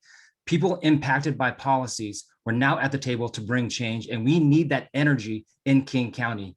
The pandemic has exacerbated problems that have been exposed for so long, and now is a historic opportunity for us to create change. We don't need 16 years of the same county leadership. We need leaders that will act with the fierce urgency of now. The executive's office has the ability to address our most pressing issues: climate change, transit, housing, criminal justice, homelessness, all issues that are deeply impacting our communities. And in King County, we've been treading water for too long. 6 years after declaring homelessness an emergency, the problem has only gotten worse. And despite widespread community opposition, the county spent $240 million building a youth jail when they could have ended youth homelessness with just 40. King County continues to fall short of our environmental goals and continues to sow distrust in communities while moving too slowly on real criminal justice reform. The county now spends 10 times more on detaining our communities than we do on human services. 73% of the county general fund goes towards our criminal legal system, and it doesn't have to be that way, and it hasn't always been like this. We are living the consequences of leadership that is reactive and not proactive, and we cannot afford to go back to business as usual. Our future is now, and we need leaders with the political will and the urgency to drive us forward. I know that we can transform the way we work in Martin Luther King County because we did it in the legislature, but it takes action and not just words, and I'd be honored to earn your support. Thank you so much. Yeah, thanks so much, State Senator Nguyen. All right, up next we have King County Executive Dow Constantine, and then I believe Representative Nicole Macri will also be speaking as well. So let us know when we're ready. If Executive Constantine could raise his hand, that would be great. Yeah, Camille, you can also search at the top for folks as well. That looks like we're good. If we could get them both unmuted. All right. Okay, take it away. Are you able to hear me? We are, yes. Okay. My name is Dow Constantine, and I'm a Democrat. When COVID arrived here, the first place in the country I took swift, decisive action. We led with science and reason and saved thousands of lives. I'm pleased to let you know that today we passed the 70% mark, 70% of adults fully vaccinated, and with a big emphasis on racial equity. As we emerge from the pandemic, I bring that same clarity and resolve to the toughest challenges, taking bold action on homelessness like my initiative to buy hotels to house thousands of people, renewing my Best Starts for Kids initiative, creating public health-based gun violence prevention, working with community to appoint a new accountable sheriff, taking urgent action on climate, leading the fight for regional light rail and an all-electric metro fleet. My proven ability to take our shared progressive values and make them real for the people of King County is why I'm endorsed by MLK Labor, Washington Conservation Voters, the Alliance for Gun Responsibility, Governor Inslee, and the entire 43rd District delegation. And I cede my remaining time to 43rd District Representative Nicole Macri. Thanks so much, Dow, and thanks everyone for having me here again. I'm supporting Dow because he has shown us again and again that he's really willing to take on the toughest issues that we face as a region. And his clear vision is why King County leads this nation in progressive policy. And I'm very grateful for his partnership. He's a courageous leader.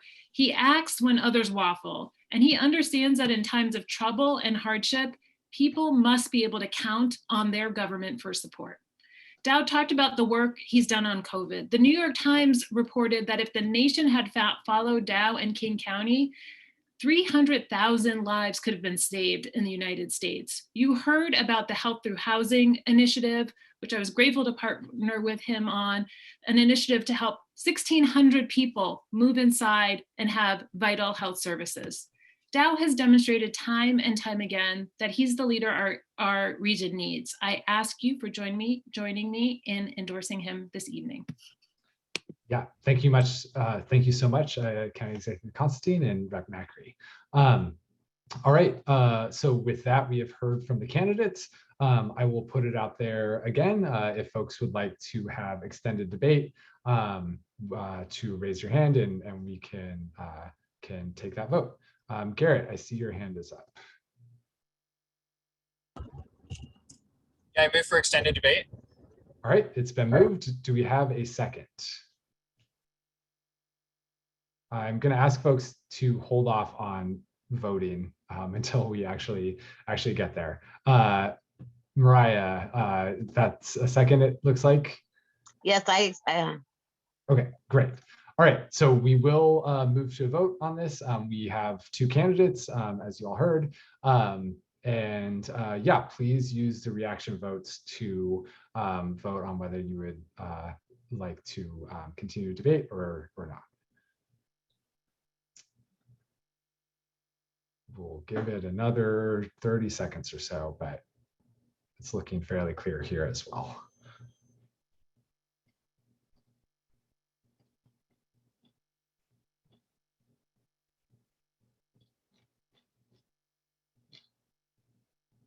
All right, I am going to call that one. We are not going to have extended debate on this race either. So with that, Annabelle, if you could provide the link to vote on the King County Executive race, that would be great.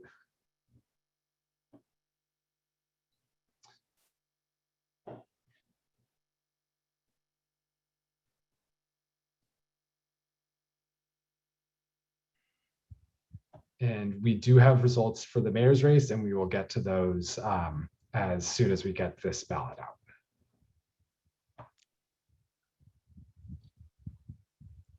Apologies, I just sent that to Jesse only.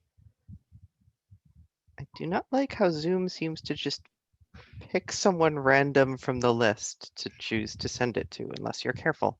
Yeah, it's often the last person that you messaged, I think. So great, glad that everybody has that. We'll keep this. I think the way that we're gonna do these is we'll keep the voting open until after the next race, and then we'll close it.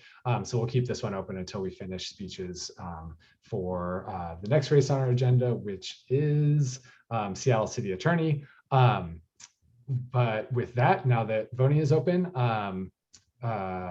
Annabelle, can you give us the results for the Seattle mayor's race? I can. Do you want me to share a screen or just read them off? If you're able to share your screen, that would be great. All right. And I'll remind folks that the threshold for endorsement is 60%, and the threshold to be eligible for reconsideration is 40%. All right, so you should see spreadsheet. As we had 144 individual ballots cast. You see the vote number total exceeds that a lot because many people voted for multiple candidates. With that, we have Lorena Gonzalez with 70 votes and 48.61% is the one candidate who is eligible for reconsideration. No one cleared the 60% threshold. All right, and Annabelle, could you read those off for us? Just for I folks who can are read them listening? off, yes. Going from the top in whatever weird order my spreadsheet decided to put these names in. Andrew Grant Houston, 44. Bruce Harrell, 16. Casey Six Killer, 14. Colleen Echo Hawk, 48. Jessine Farrell, 50. Lance Randall, 1. Lorena Gonzalez, 70. No endorsement, 5. All right, thanks so much, Annabelle. So with that, we're going to move to a reconsideration ballot for that race. But I see Ellen's hand is up, and I want to make sure we're covering that. No, Ellen. thank you, Scott. I was just going to ask that someone read that off because it's hard for me to take notes and look at the screen and yada, yada, yada. So I appreciate that. Thank you. Absolutely. Yep. Happy to. And thanks, Annabelle, for reading those. Will, I see your hand is up. Yes, I just wanted to move that we reconsider in this race for Lorena Gonzalez. Thank you for that. Your motion is not needed, but appreciated. So we are going to move to a reconsideration ballot for the Seattle mayor's race. The two options on that ballot are going to be for endorsing Lorena Gonzalez or no endorsement. So Annabelle, do you have that ballot ready for us? I will need a minute or two to get that ballot prepped. Okay. Should we take the next race then, or should we? I think in the interest of keeping things going, go to the next race. Okay, sounds good. So we'll come back to the, we'll open that ballot after the next race, which is Seattle City Attorney. With that, I am going to pass things off. Just to update everybody, we have the ballots open for King County Executive.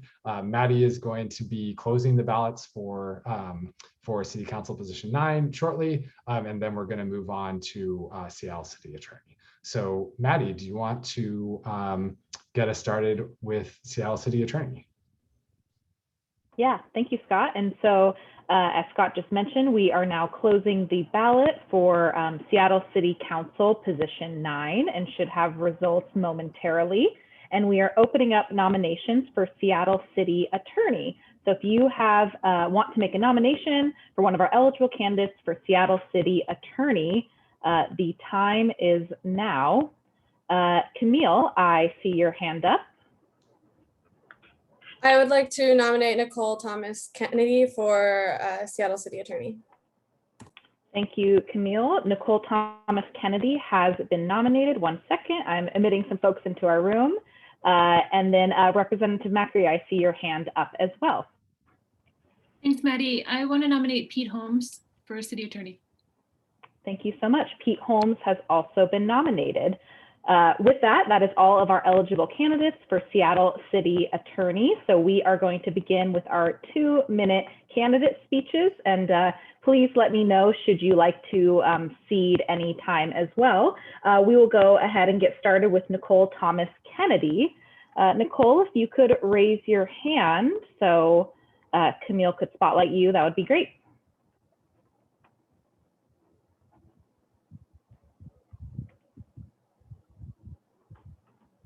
Hi, Nicole, we see you. Hi, can you hear me? Yes, we can. Okay, excellent. Hello, 43rd. Thanks for having me. I'm running for city attorney as an abolitionist, as in abolish the criminal punishment system. Despite a century of reforms, the criminal system still targets and incarcerates primarily BIPOC, the poor, and the disabled. It's not broken. It's still working as it was designed to. On the criminal side, the city attorney only has the ability to prosecute low-level crimes. Most of these petty offenses are born out of poverty, addiction, or disability. As a public defender there, I saw poor people prosecuted, not just arrested, but prosecuted for stealing food or socks in the winter. I got to know my clients well. I saw how the destabilizing effects of these prosecutions reverberated through their lives, their families, and their communities. These prosecutions do not prevent crime, but they do exacerbate every problem they touch, all while costing the city millions every year. We don't need to do this. While the United States represents about 5% of the world's population, it houses around 25% of the world's prisoners. Abolition is not a radical idea. Mass incarceration is. If this level of incarceration made us safe, then this would be the safest country in the world, but we know it's not. Thousands of Seattle residents have marched, not just last summer, but for years, demanding something different, yet things stay the same. This system does not provide justice and safety, and we needed to dismantle it yesterday. We can do this. If we really want to build back better, then we can't repeat the same expensive and ineffective top-down mistakes. Abolition is a process of rebuilding communities to prevent crime instead of reacting to them punitively. Seattle can be a national leader in building these thriving, healthy, and safe communities. As Seattle's attorney, I will stop prosecuting our most vulnerable and will instead focus on large-scale solutions that prevent poverty and homelessness, defending taxes on the wealthy and protecting workers' rights, including suing companies that commit wage theft. I'll protect tenants' rights and go after corporations that spoil our environment. The city attorney has always had the ability to do all of these things. If Seattle is truly a progressive city, then it's time to start doing them. Thank you. Pete Holmes, if you could raise your hand so we could find you and spotlight you. Great.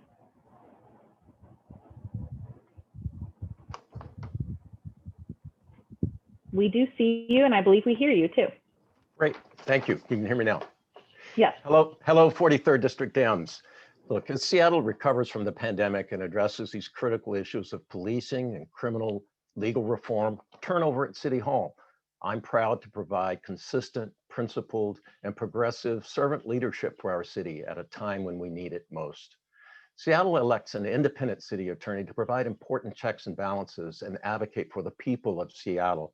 Our office prosecutes misdemeanor crimes and supports victims impacted by domestic violence, drunk driving, and assaults.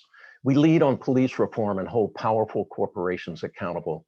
Now is not the time for an untested voice in this vital office. We partner with proven diversion programs to help people afflicted with addiction, behavioral health issues, and poverty to get treatment and support instead of cycling through jail. We're removing firearms from our streets and fighting for stronger gun laws at every level. We vacated marijuana convictions. We fought Tim Eyman's racist, we fought Trump's racist immigration policies and defeated Tim Eyman's attacks on transit. Now we're defending our right to tax wealthy corporations, hold polluters accountable, and keep people housed post-pandemic. We have more work ahead on police reform under the consent decree, and yet with a new mayor next year, we'll be searching for a new police chief and bargaining a new police contract. I'm honored to have the endorsement of progressive leaders like Attorney General Bob Ferguson, Prosecutor Dan Satterberg, City and County Council members, state legislators, the Alliance for Gun Responsibility, ML King Labor, local Democratic groups, your legislative delegation, and many more. I've drawn a challenger who ran last year for lieutenant governor as a Republican, and one who wants to abolish the city attorney's office. This race matters. Your endorsement matters. Please endorse me for re-election. Thank you. Thank you. And that concludes our candidate speaker time. I will now entertain a motion for extended debate. If you would like to motion to allow for extended debate, please raise your Zoom hand. Please don't vote yet. There's no motion on the floor. Any motions for extended debate?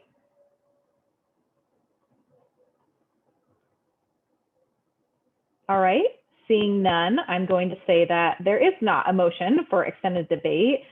Thank you all so much. And with that, we will be opening up voting for Seattle City Attorney. Annabelle, when you get a moment, can you please post the ballot for Seattle City Attorney?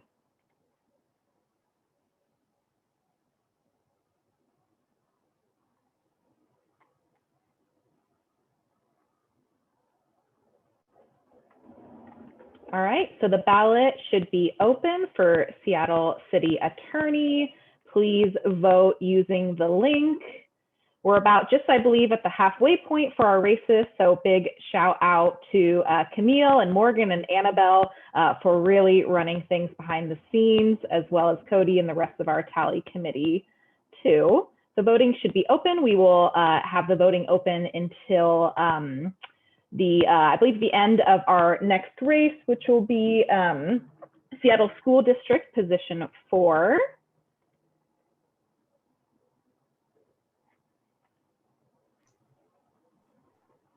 Yep, absolutely. So we're actually going to take a brief break before we get to that race to finish our voting for Seattle Mayor's race and Seattle City Council Position 9 as well. So Annabelle, are you ready to share the link to vote in the mayor's reconsideration race? I am. It is up on the website already. Let me make sure I'm giving you all the right thing here. Yes. Yes. We've got a bunch of Google Forms, so gotta make sure we're sharing the right one.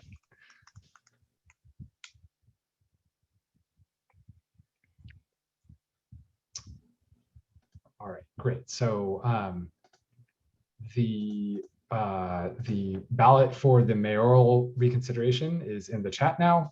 You can also find it on the website. A reminder to folks that the only two options there are for Lorena Gonzalez and no endorsement. And we need Lorena needs 60% to earn our endorsement. Annabelle, I hear that you also have results for City Council Position 9 ready for us. I do.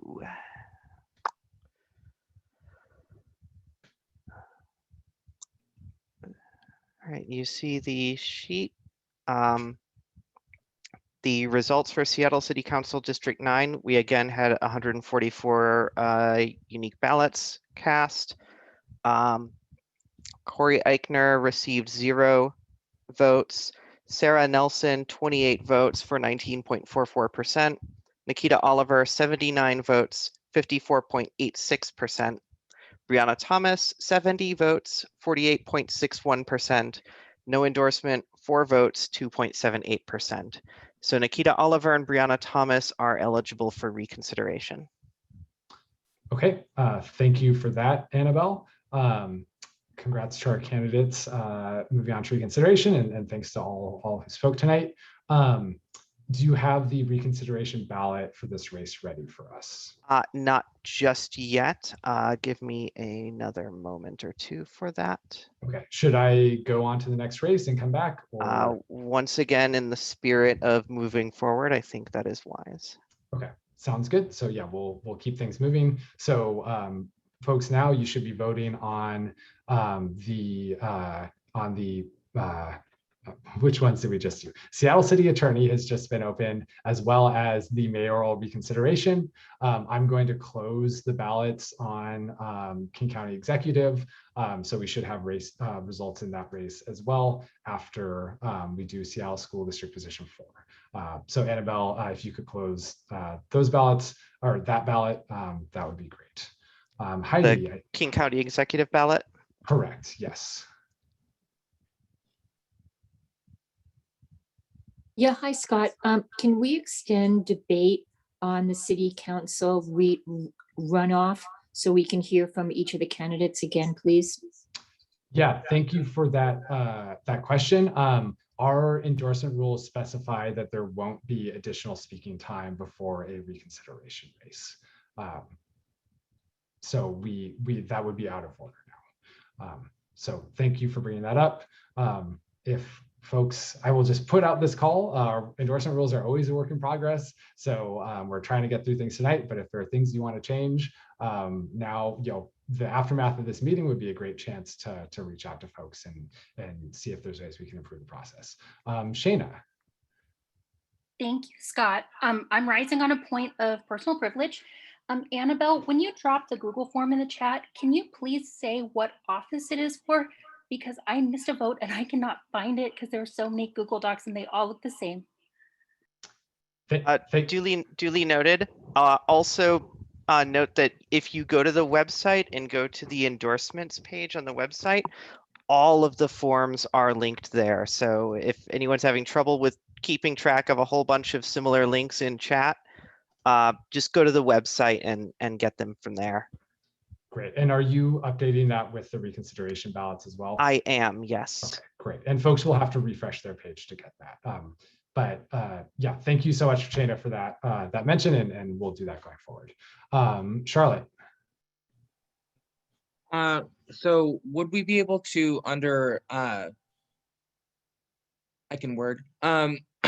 would we be able to have a vote to suspend the rules to have further debate between Brianna and Nikita for the reconsideration? That is another great question. Our endorsement rules specifically have a clause that they cannot be suspended. So we don't want things changing from underneath the feet of candidates. So our endorsement rules cannot be changed at this time. So thank you, everybody. But if you want to consider those changes, we could talk about them next month at our July meeting. So any other questions? All right, Annabelle, I'll ask really quickly, do you have the city council race form ready? I do now, yes. Okay, why don't we go ahead and share that now so that folks can get started on voting. Heidi. Yeah, Scott, so is it allowed to replay the debate that already ran for the two city council people? I'm not quite sure what you mean by replay, but we do have them recorded. And so is it possible to hear the 2-minute debate that they both did originally? It's just been a lot of candidates. And if it wasn't a candidate you were supporting, it's hard to know their positions and what they stand for. Yes, I hear you on that. I don't think we're going to be able to, it would not be in order, and I don't think we have the technical capability to replay those right now. What I would suggest for folks who are looking for more information about those candidates, their King County Democrats questionnaires are linked from the agenda. And so you can take some time right now to open those up. There are a lot of candidates have filled those out. There's a lot to read, so I don't know that you'll be able to get through it all in 5 minutes. But can you put the link to the agenda in the chat, please? Somebody did. Morgan just put it. Questionnaires on this page. Yeah, terrific. Thank you, Scott. If you scroll down to that page, you'll find those. So thanks for asking those questions, Heidi. I really appreciate it. All right. So Annabelle has shared the City Council District 9 reconsideration. We're also voting on 2 other races, the Seattle City Attorney and the Mayor's race. And while you all are doing that, we're going to move on to Seattle School District Position 4. So with that, I will open up the floor for nominations for Seattle School District, District 4.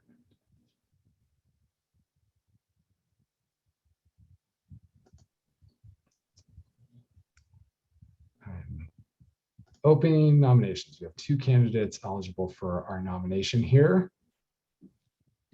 All right. I'm going to go to Amy first, Camille. Hi, Scott. I would like to nominate Vivian Song Moritz. Okay, Vivian Song Moritz has been nominated. I see Camille's hand has been lowered, so I think she was aiming to nominate Vivian as well. Are there other nominations? All right, Andy Jensen.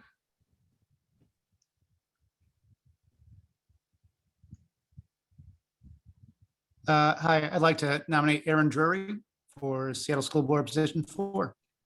Okay, thank you, Andy. Aaron Durry has been nominated as well.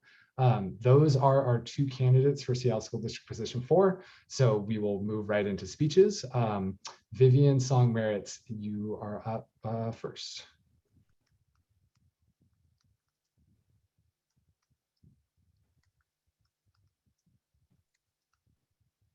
All right, I think we can hear you now. Take it away. Great. Thank you. Hi, everyone. I'm Vivian Song Moritz. I'm a mother of 4 children, current and future Seattle Public School students. You could say I've skin in this game. I've served alongside teachers and staff on our building leadership team and currently as a PTA president and on the Superintendent's Parent Advisory Council. I'm a private sector professional in finance and operations and have a master's in business administration from Harvard Business School. I have the professional skills and experience to make that $1 billion budget work better for our students, teachers, and staff. Our regressive tax system hamstrings our public schools, and I'm eager to advocate fiercely for our kids. Among my priorities as director are making real progress on real inclusion, establishing mental health as an essential service of schools, supporting working families with transportation, and engaging and advocating to our city and state stakeholders to support our schools. 43rd Dems, I feel tremendous urgency to serve our community. With the rise in AAPI hate, I looked around and saw no AAPI representation on our school board, no AAPI representation in our district leaders, and very few among our school principals, despite Asians being the largest minority group in our district. Our AAPI students are too scared to go to school. The numbers show it plainly. They fear being blamed for causing this pandemic. I feel for all the students who experience hate, Asian and otherwise. I will work hard to make Seattle Public Schools a safe and welcoming place for all students and staff. I'm a lifelong Democrat and I have the endorsements of the 36th District Dems, which covers most of School Board District 4, State Senator Reuben Carlisle, former school board directors Eden Mack and Kay Smith-Bloom, and education advocate Summer Stinson. I'd be so honored to have yours as well. Thank you for your consideration. Yeah, thank you so much, Vivian, for joining us tonight. All right, and up next we have Aaron Durry.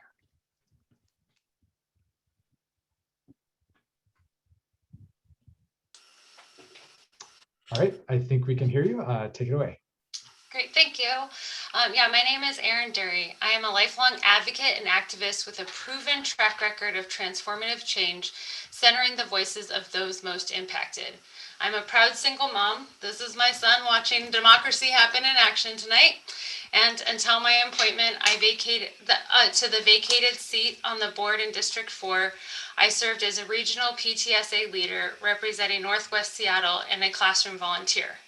I've dedicated my career to children and families, leading a statewide court-appointed special advocate program to advocate for youth and child welfare, and as the West Seattle Helpline Executive Director, supporting preventing homelessness before it starts.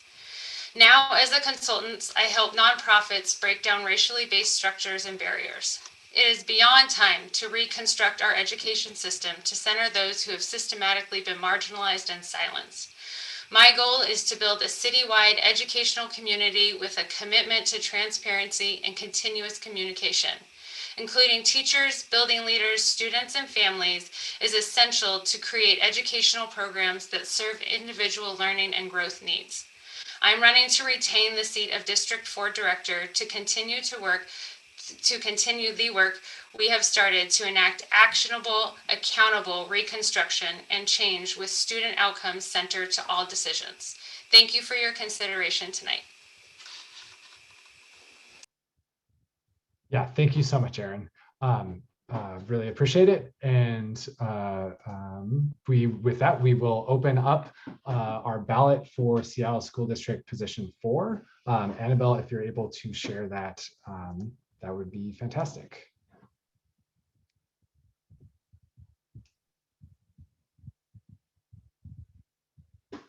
And absolutely the last call as well for the city attorney's race. Oh, I need to open things up for extended debate as well, but really quickly, last call for the city attorney's race and the reconsideration ballots for Seattle mayor and for Seattle city council. So with that, are there any motions to extend debate for this school board race? Any motions to extend debate for the school board race? Any motions?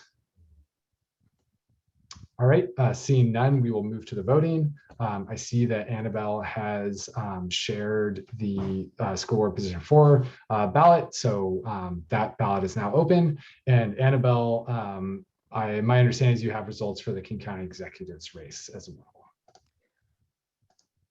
Yes, I do. I can share those right now.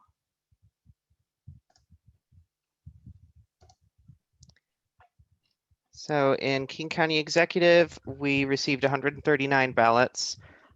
Dow Constantine received 70 votes for 50.36%.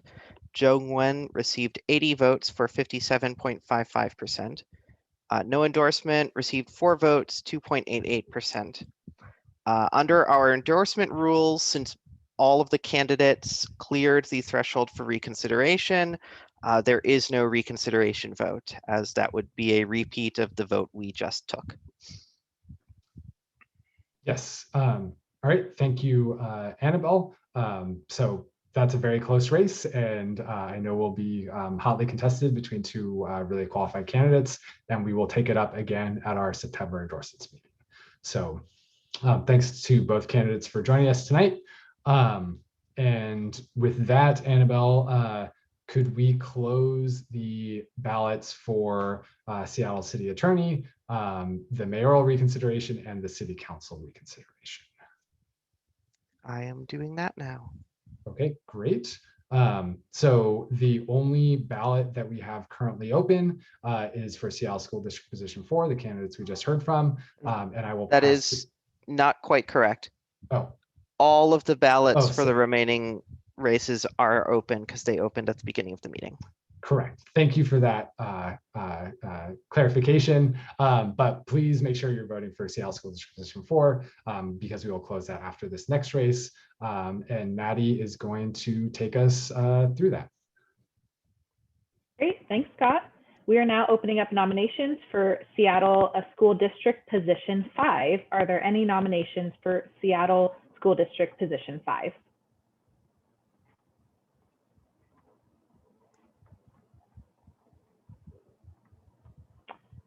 Jesse Murray, I'm unmuting you.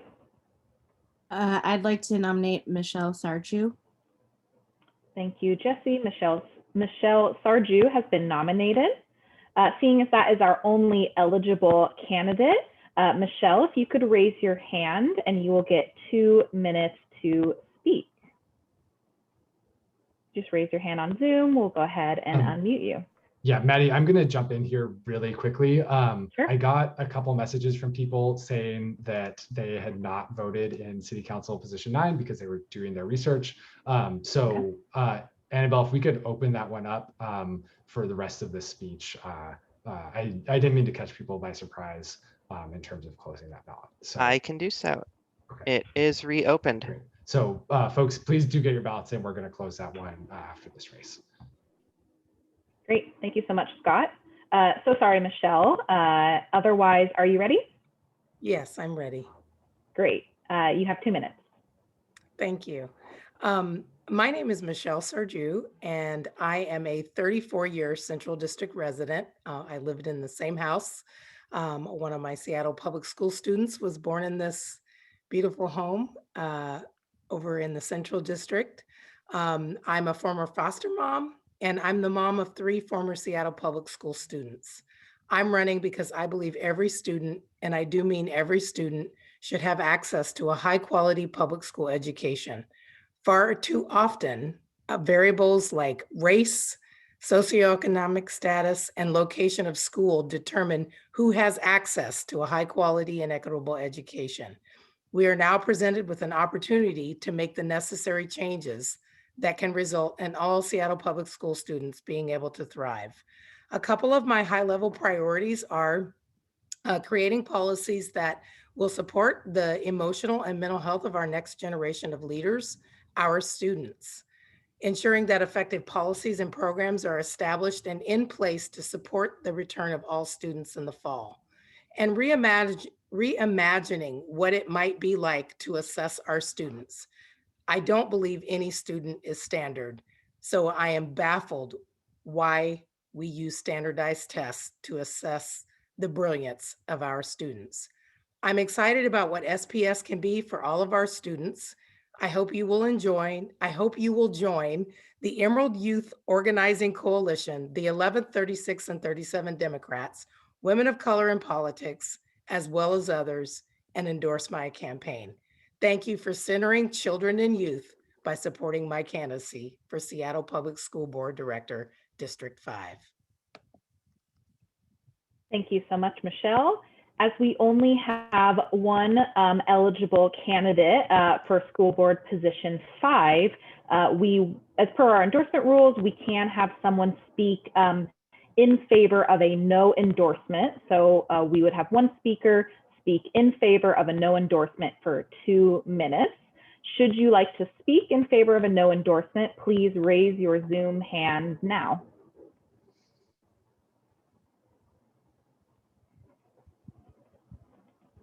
Are there any speakers in favor of a no endorsement?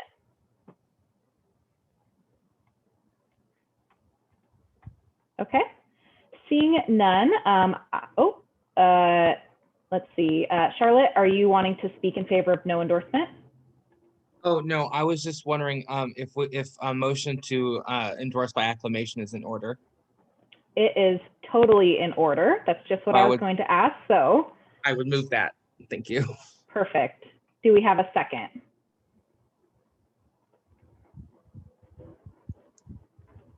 Okay. Seeing a couple of seconds pop up.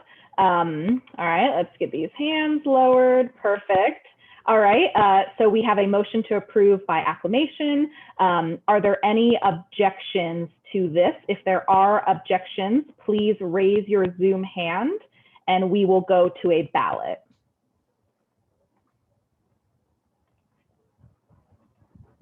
Hi, Heidi. Are you objecting to a motion by acclamation?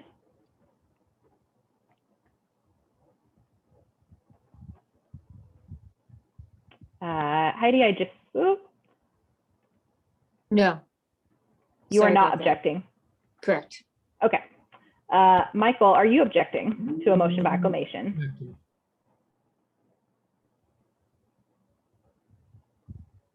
Michael? Ruby? Yes, I'm objecting. Okay. So as we have an objection, I believe we are going to go to a ballot. So Annabelle, when you get a minute, can you post a ballot for Seattle School District Position 5?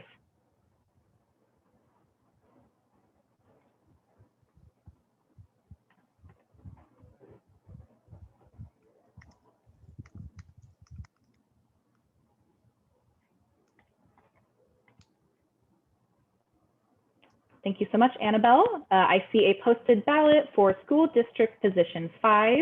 As we only have either for Michelle Sarju or a no endorsement. So please take a minute to fill out for School District Position 5. I believe we are in the final stages of School District Position 4. So please be getting your ballots in for that as well. And with that, I will pass it back to Scott. All right, thank you, Maddie. So yes, as Maddie mentioned, please do finish voting for Seattle School District Position 4 and Seattle City Council Position 9 reconsideration. Before we close those, Annabelle is going to share the results from the Seattle City Attorney's race. And Annabelle, if you have mayor and are able to share that as well, that'd be great.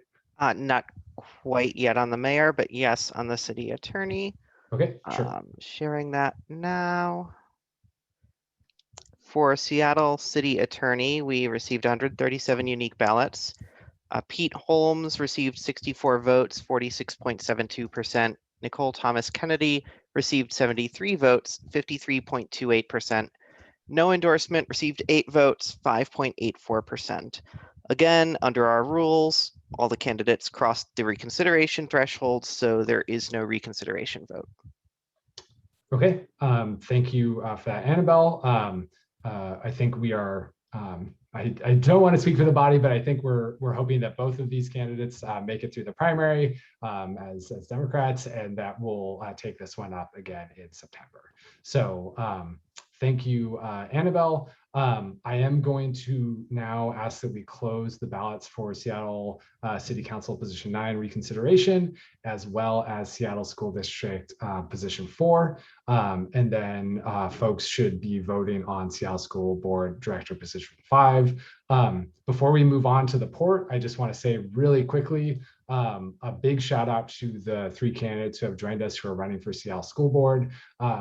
It's not paid work, it is volunteer work. All of these folks really care about our students and our schools, and it is a really challenging job. So want to express our gratitude for all of them for stepping up to do that work, and look forward to supporting whoever's elected in those roles. So with that, we will move on to the last group of races for us tonight, which is the Port of Seattle races. So we have 3 different positions up. There's 2 candidates for each. And we will get started with Port of Seattle position 1. So I'm going to open up nominations for position 1 on the Port of Seattle.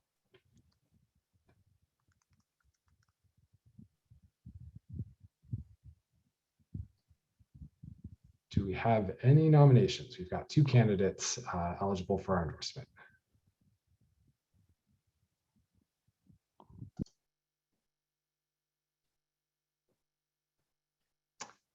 All right, I see Port Commissioner Calkins. I think I'll let Vince speak.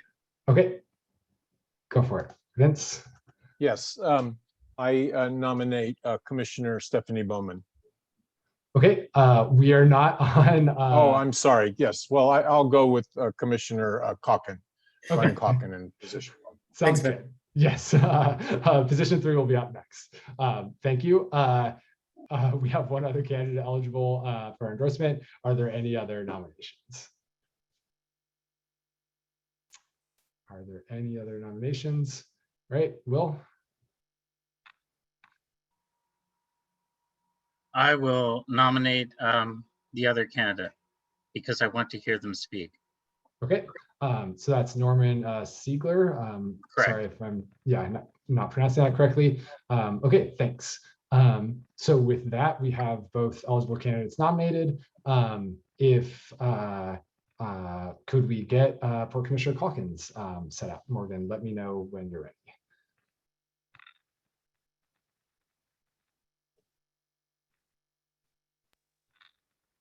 I think we're good to go.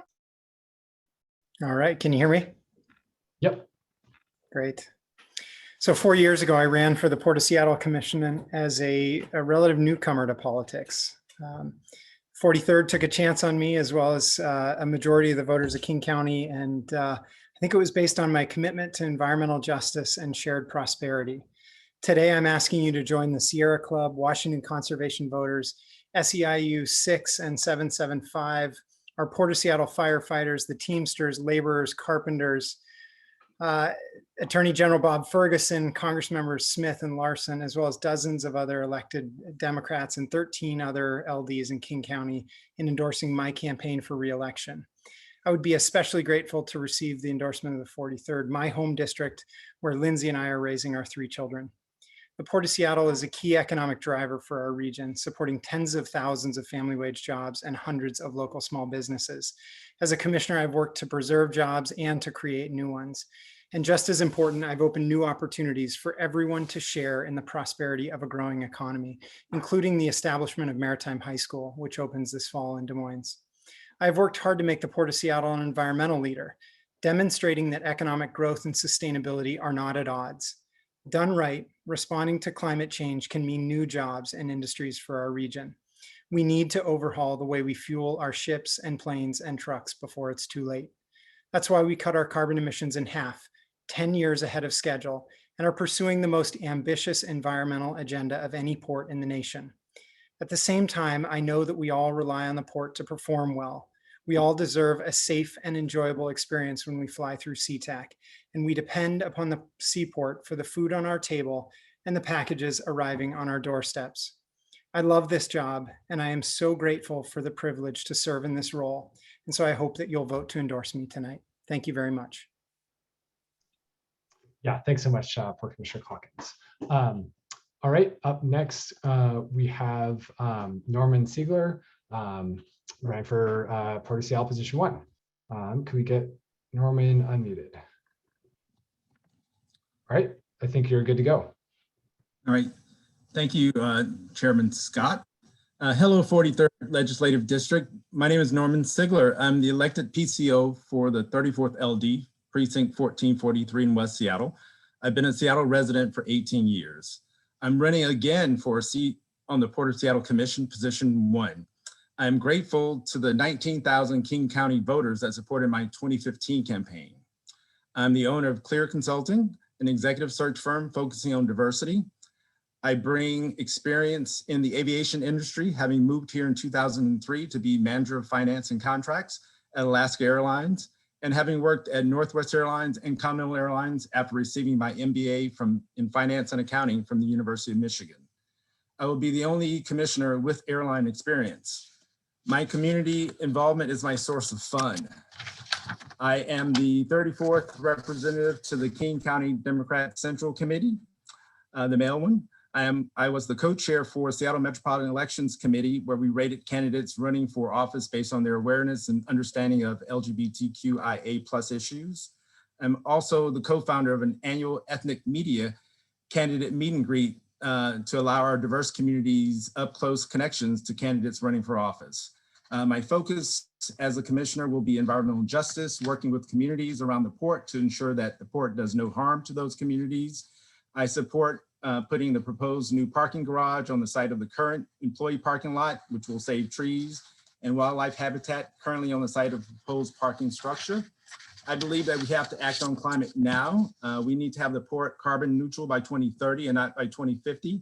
We have some of the smartest people in the world living among us who can come together and innovate our way to clean energy solutions to climate change, and in the process create a new green economy. I want to end systemic racism at the port and other institutions. And also, lastly, honesty. I intend to be a model for other politicians, as I will not lie to you about what is going on at the port. I am disgusted by elected officials who knowingly lie to us for political gain or out of political cowardice. I humbly ask for your endorsement, and I appreciate the time. Thank you. Thanks, Norman. I appreciate it. All right, so I was about to say we should share the ballot, but I forgot that we need to ask if folks want to motion for extended debate. I realize the mood of the group seems to be to get through these, but we'll put it out there. Any motion to extend debate? Any motion to extend debate? I'm looking for a raised hand. And one last time, any motion to extend debate? All right, not seeing any. Annabelle, if you could share the ballot for Port of Seattle position 1. Annabelle is ready to go with that one. We'll have that one open, and then I will pass it off to Maddie to give us some results, close the ballots, and then take on the next race.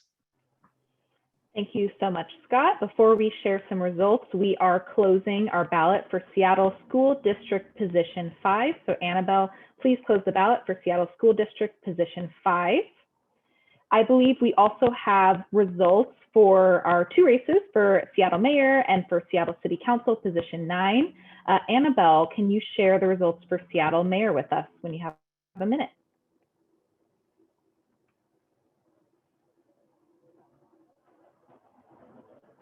Yes, I will bring those up right now.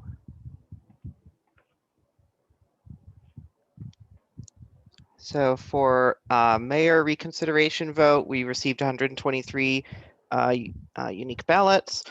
Lorena Gonzalez received 65 votes, 52.85%.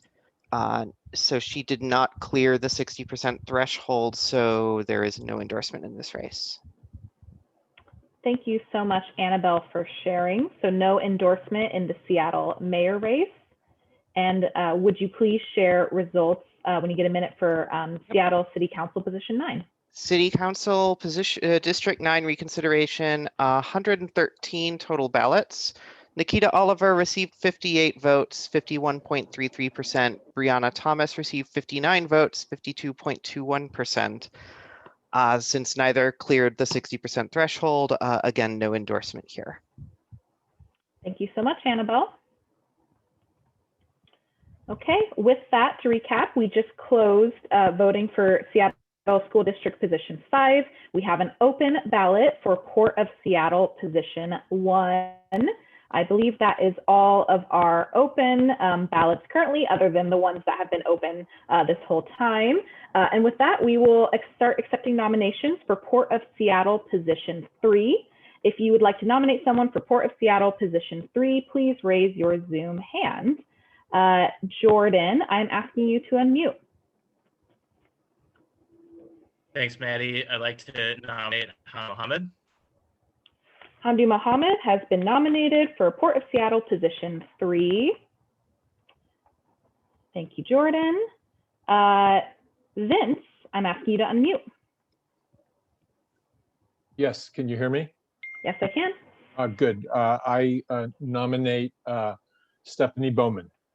Thank you so much, Vince. Stephanie Bowman has also been nominated for Port of Seattle Position 3. With that, we will go ahead and move into our candidate speaker time, starting with Hamdi. Hamdi, if you could raise your Zoom hand, and then we can go ahead and spotlight you.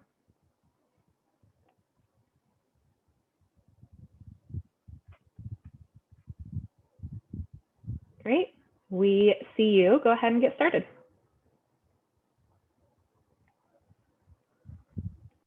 All right, good evening, members of the 43rd. Thank you for giving me the opportunity to ask for your sole endorsement tonight for my candidacy for the Port of Seattle Commission Position 3. I am a lifelong Democrat and proud to share that our campaign has earned the endorsements of every single legislative district Democrats that we've met with so far. That's over 14 LDs at this point. This past week, we've earned the sole endorsement of so many of our local unions, which in total make up over 100,000 members from all walks of life. Also, the sole endorsements from the Washington Conservation Voters, Fuse Washington, over 50 elected officials, including U.S. Congresswoman Jayapal, Attorney General Bob Ferguson, King County Executive Doc Constantine, folks from all walks of life have endorsed our race. Folks are ready for a regional leader that will make the Port of Seattle's numerous operations more accessible and more transparent. I decided to run for the Port of Seattle Commission, one, due to the lack of regional representation. The Port of Seattle's operations significantly impact cities in South King County, and none of our port commissioners live in that area. Our communities are hit the hardest by environmental and economic decisions made by the port. Second, I want to bring my expertise in economic development and job creation to the Port of Seattle. I want to help the port invest its resources and energy towards supporting communities that have been impacted the most by this pandemic. I have over 15 years of experience working in King County, which includes our local businesses, nonprofits, Congress. Currently, I advise on the county's $12 billion budget. I've managed millions of COVID-19 response funds that went directly to our community-based organizations, working with frontline workers. I've helped bring 14,000 pounds of essential supplies that went directly to our community health clinics and frontline workers during this pandemic at no cost to them or King County government. I will bring my lived experience and work experience to the Port of Seattle in such a critical time for economic recovery. It would be an honor to have your support tonight, and I can promise you will not only see me during election season, but year round. Sorry, Hamdi, that is time. Thank you so much. Stephanie Bowman, can you raise your Zoom hand and we'll go ahead and get you spotlight. Hi, Stephanie, we see you now.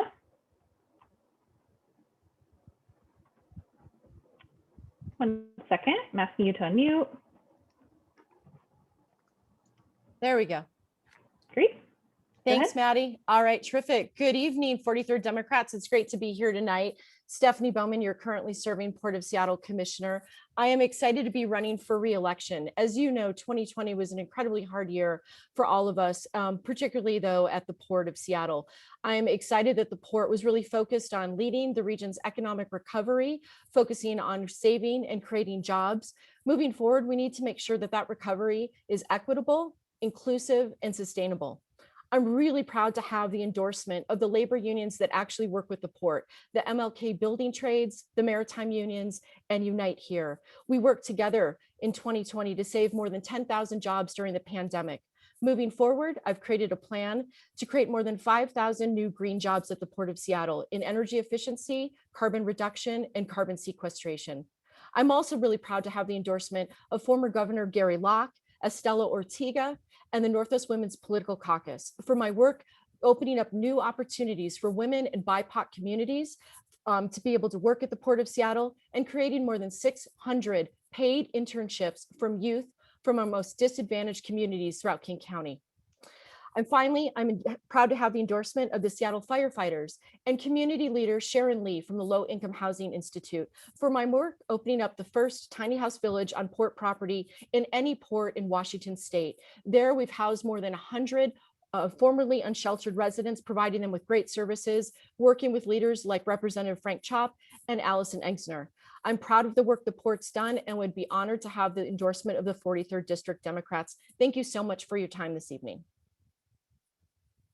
Thank you. And with that, that wraps up all of our candidate speaking time for the Port of Seattle, position 3. I will now entertain a motion for further debate. If you would like to make a motion for further debate, please raise your hand. Any motions for further debate? Any motions for further debate? Seeing none, we will now open up the voting. Annabelle, once you get a moment, if you could please post the ballot, perfect, right on cue for Port of Seattle Commissioner position 3. That ballot is now open. I will pass it back to Scott. He has a few updates, and I believe we'll be closing up a race as well. Yeah, thanks so much, Maddie. We are going to be closing the ballots for Port of Seattle position 1 now. So I think everyone's had a chance to vote there. So Annabelle, if you could close those. And then also Annabelle, if you could share the results from school board position 4, that would be great. Okay, school board position 4 results. In this race, we had 106 unique ballots. Erin Durry received 34 votes, 32.08%. Vivian Song Maritz received 82 votes, 77.36%. No endorsement received 3 votes, 2.83%. So Vivian Song Maritz receives the endorsement of the 43rd District Democrats. All right, thanks so much, Annabelle, and congratulations to Vivian. Vivian, if you want to say a few words, to point people where they can get involved with your campaign, that would be great. Morgan, if you could find Vivian to unmute her, that would be fantastic. Thank you so much, 43rd, for your endorsement. This means so much to me, especially as someone who is running in her very first election. If I can have your further support, please visit my website at www.vivianforseattleschools.com. Thank you again. Yeah, thanks so much, Vivian. Yep, great. Morgan has shared that already. So yeah, please visit that, folks, if to support Vivian. Annabelle, are you ready for the next school board race now as well, or do we need to take a moment for that? I am ready to do that as well, yes. Okay, let's go for it then. So for school board, Seattle School Board Director position 5, we received 107 unique ballots. Michelle Sarju received 98 votes for 91.59%. No endorsement received 9 votes, 8.41%. So Michelle Sarju also wins the endorsement of the 43rd District Democrats. All right, thank you, Annabelle. Michelle, if you would like to say a few words, please do so. I'm sure Morgan is working to find you. Hello, Michelle. Can you hear me? We can, yes. I don't like the spotlight business. It's really odd. First of all, Scott, I want to thank you for pointing out that school board directors are volunteers. It is going to be an incredible feat if I make it across this finish line, and I'm committed. You know, regardless of whether I get paid. I'm not interested in being a politician. This is not a setup for a future political run. But I just encourage all of the members to remember children. We have had a difficult year, and our children have suffered under this. And if we really believe that children are our future, we say that. But if we really believe it, then we have to act on it. They are our future political leaders. They are our future presidents. They are our future public health professionals, CEOs. And so I encourage the members of the 43rd LD Democrats to remember children, particularly when things come up for vote, like Best Starts for Kids. So I appreciate the 43rd for supporting my candidacy. And if you'd like to support my campaign, my website is sarju4seattleschools.com. And the 4 is the word for, not the number. Thank you. Great. Yeah, thanks so much, Michelle. And really appreciate that. Again, the volunteers currently serving and running to serve on the school board. And I don't know if our reps are with us still, but maybe that's something we should change in the future because it's a lot of work and folks deserve to be compensated for that. Yeah, so really appreciate that. We have one more race on our agenda for tonight. That is Port of Seattle position 4. There are 2 candidates eligible for our endorsement, and I will open up the floor for nominations. All right, I see Jesse Murray. I would like to move to nominate Toshiko Hasegawa. Okay, Toshiko Hasegawa has been nominated, and then Stephanie Pure. Nominate Peter Steinbrook. Okay, Peter Steinbrook has been nominated as well. So we will get right into speeches here. Toshiko, if you could raise your hand, and Morgan, let me know when we're ready. We can get going.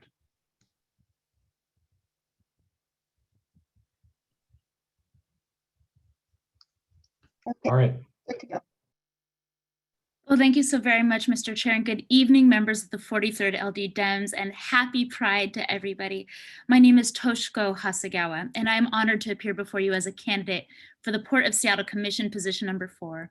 As a 4th-generation Japanese American from the Beacon Hill neighborhood, I have seen firsthand the impact that the port has on our communities, and I saw how once again, once crisis struck, it hit working families hardest. The economic equity gap has deepened and unemployment rates are the worst that we've experienced. Small businesses are on the brink of bankruptcy, and the port is still the #1 polluter of carbon emissions. Well, one of the top polluters of carbon emissions in our state. I'm a new mom, and I wonder if my daughter will have the opportunities or enjoy the natural riches of this region the way our elders did before us. And I'm running for the Port of Seattle because it has a huge role to play in answering to the compounding crises of our time. It's uniquely positioned to be a leader in bringing together stakeholders in industry and business and labor and community to rebuild our economy to be more sustainable, inclusive, and lucrative than it was before. And I'm running to ensure that the next rising tide of the recovering economy is going to lift all of our ships. I grew up in ground zero of the labor movement, and I was taught that you need to fight for what you believe in. And I know that economic empowerment leads to social justice, that healthy ecosystems lead to healthy communities, and that by investing in green infrastructure, we not only help to more quickly advance our sustainability goals, but we're going to create jobs, improve the flow of goods and commuters as well through our region, and it's going to help us be able to better contend in the global marketplace. The role of the Port Commission is to be a voice for the people, and we need people who are impacted by policies to be present and have a say in them. The stakes are too high for someone else to make them on our behalf. But meeting the urgency of now requires new leadership with a bold vision for our future. And I'm proud to share we've received the sole endorsements for the Washington Thanks, Constitution. Toshiko. We need to cut you off there. So, Thank you. Yeah, sorry. Thanks so much. Thank you so much. Yeah. All right. Up next, we have Peter Steinberg. Hey, thanks. I'm very happy to be here as a 43rd District active member, a progressive Democrat for decades, advancing the most progressive port in North America. I come from an activist labor family, 4 generations of hardworking, working class people. I am an urban strategist and a port commissioner in my first term, advancing not the status quo, but change. Bold leadership is what I bring. Oh, let me make sure we're unmuted here. Okay, there we go. Okay. And I've never served in office to preserve the status quo. That is a complete mistake to say such things.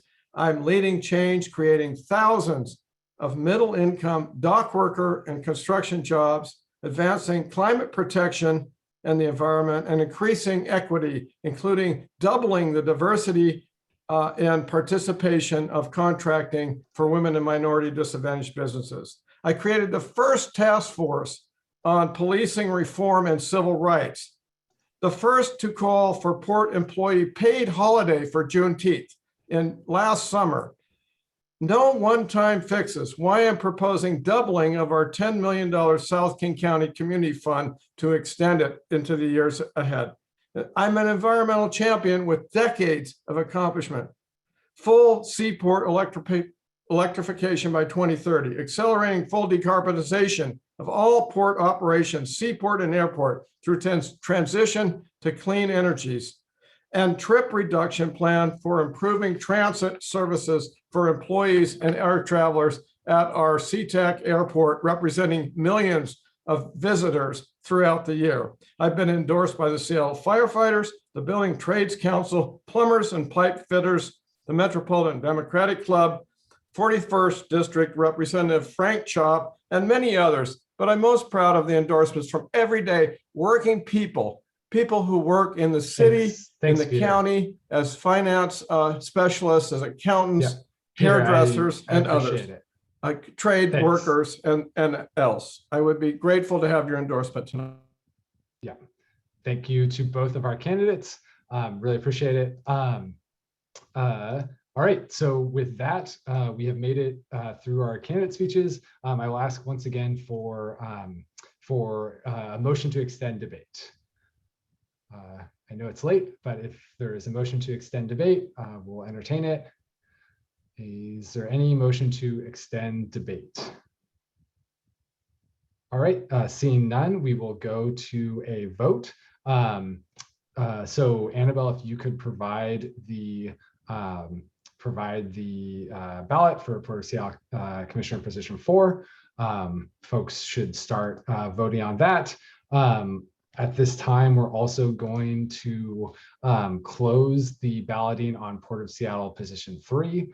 I think everybody's had a good opportunity to vote in that race. Annabelle, could you remind me if we've closed balloting on Port of Seattle position 1 as well? Yes, we did, and I am ready with results for Okay, that. fantastic. Yeah, please take it away.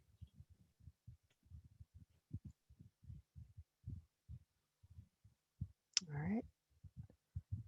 So for Port of Seattle Commissioner position 1, we have 114 unique ballots. Ryan Calkins received 95 votes for 83.33%. Norman Siegler received 20 votes, 17.54%. No endorsement received 4 votes, 3.51%. So Ryan Calkins wins the endorsement of the 43rd District Democrats. Okay, thank you, Annabelle, and congratulations to Port Commissioner Calkins. If you would like to say a few words, that would be fantastic.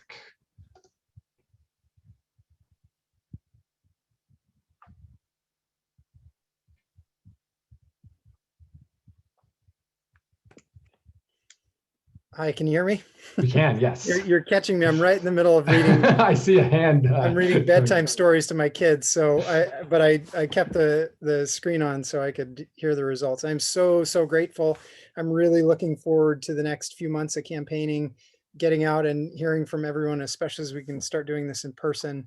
As you all know, this is a really critical position. I'm really grateful to Norm for his campaign as well. He's bringing great ideas and great energy, and I am looking forward to a great debate on the ideas with him.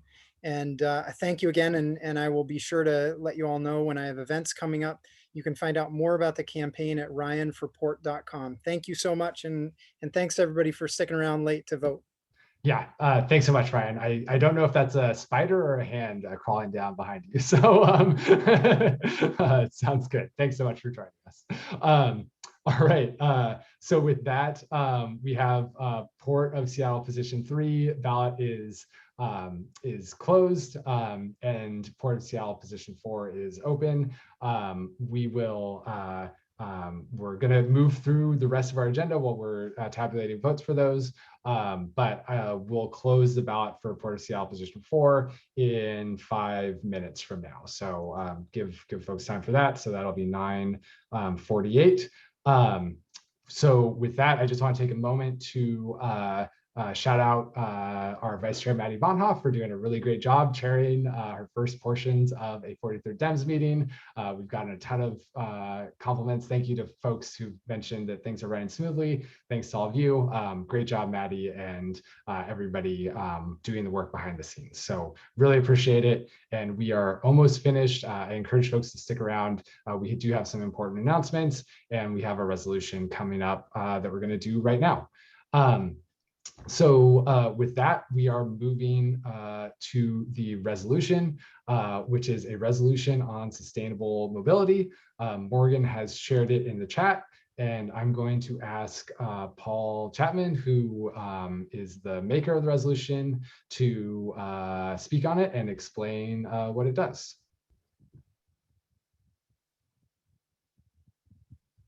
Hi.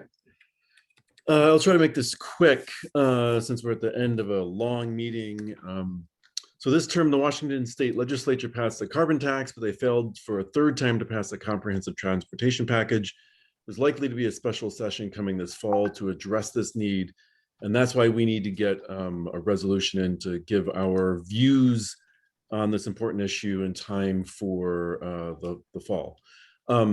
So unfortunately, packages have been brought forward are high on expanding roads, but don't provide much in the way of true safety or for equitable and environmentally sustainable mobility that would support the 15-minute cities that we need to address climate change.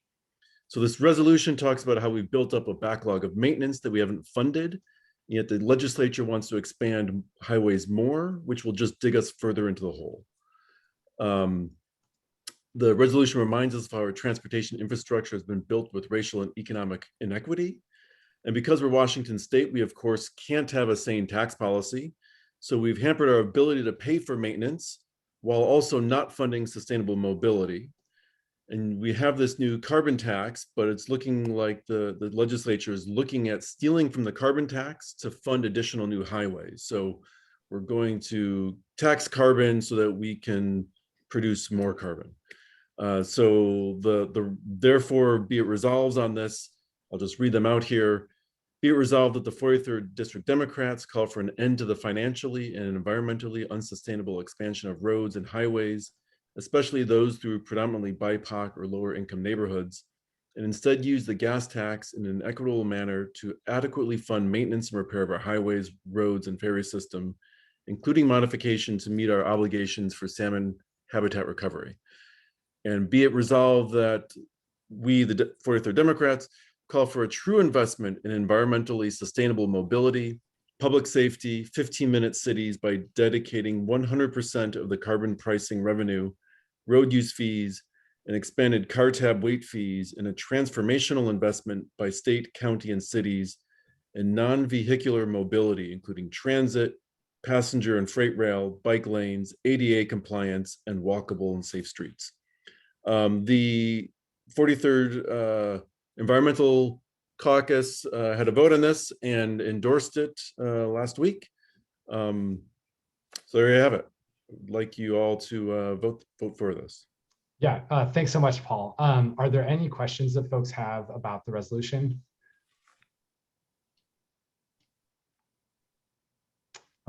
Yeah, Lars.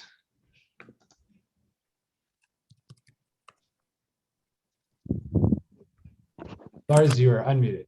Yeah, thank you. Just wanted to clarify in the resolution, in the second, therefore, it specifies passenger and freight rail. And I'm wondering if it's possible, I'm a mariner by trade, and I'd like to see that, ferries and the state ferry system are included in this. And I'm not sure in my brief review of it, if support for the ferry system is included in this. Yeah, the ferries are part of the highway system, and so yes, they need to be funded, and they're funded through existing highway system mechanisms, and we should continue to fund the ferry system. So this resolution isn't supporting anything other than funding the ferry system. I mean, it's supporting other things, but it's not specifically supporting any defunding or. No, it's not against funding the ferry system. No. Thank you for the clarification. I appreciate it. Yeah, thanks, Lars. I appreciate that question. Thanks. Linda.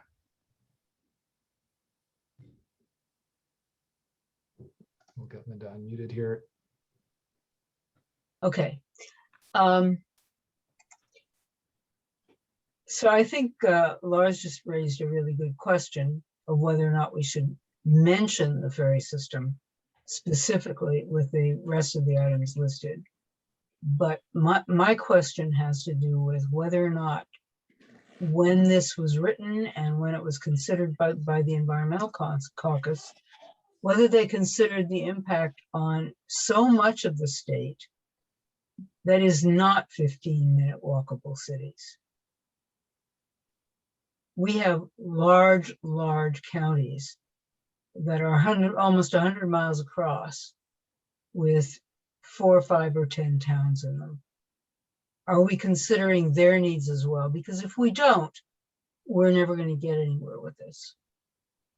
Yeah, thanks, Linda. Paul, if you could address the question portion of that, that'd be great. Yeah, so to be clear, the ferry system is specifically mentioned in this resolution as something that needs to be funded as part of our highway system. So that's in there. On the question of, are we considering the full state? Yes, we are. What this is asking is that rather than continue to build additional highway lanes, when we can't already maintain the highways and the bridges that we have currently, let's fix what we have. Let's make what we have safe, and let's invest more into non-vehicular mobility. And this is something that is needed across the state. So if you're living in a small town, there are likely pedestrian and bike safety, or maybe even, you know, depending on the size of your town, transit needs that you have that are not being funded today, because we are focus our funding on highways and increasing highway miles, and not on basic mobility and safety needs that is needed by everybody across the state. So to be clear, this is not saying let's rip out roads and, you know, if you're living in Eastern Washington, you're going to get, you know, screwed or whatever here. This is saying stop with the financially unsustainable investment in highways, because if we can't repair what we have, we shouldn't be building new lanes, and instead reinvest in environmentally and economically sustainable transportation across the state. Does that help, Linda?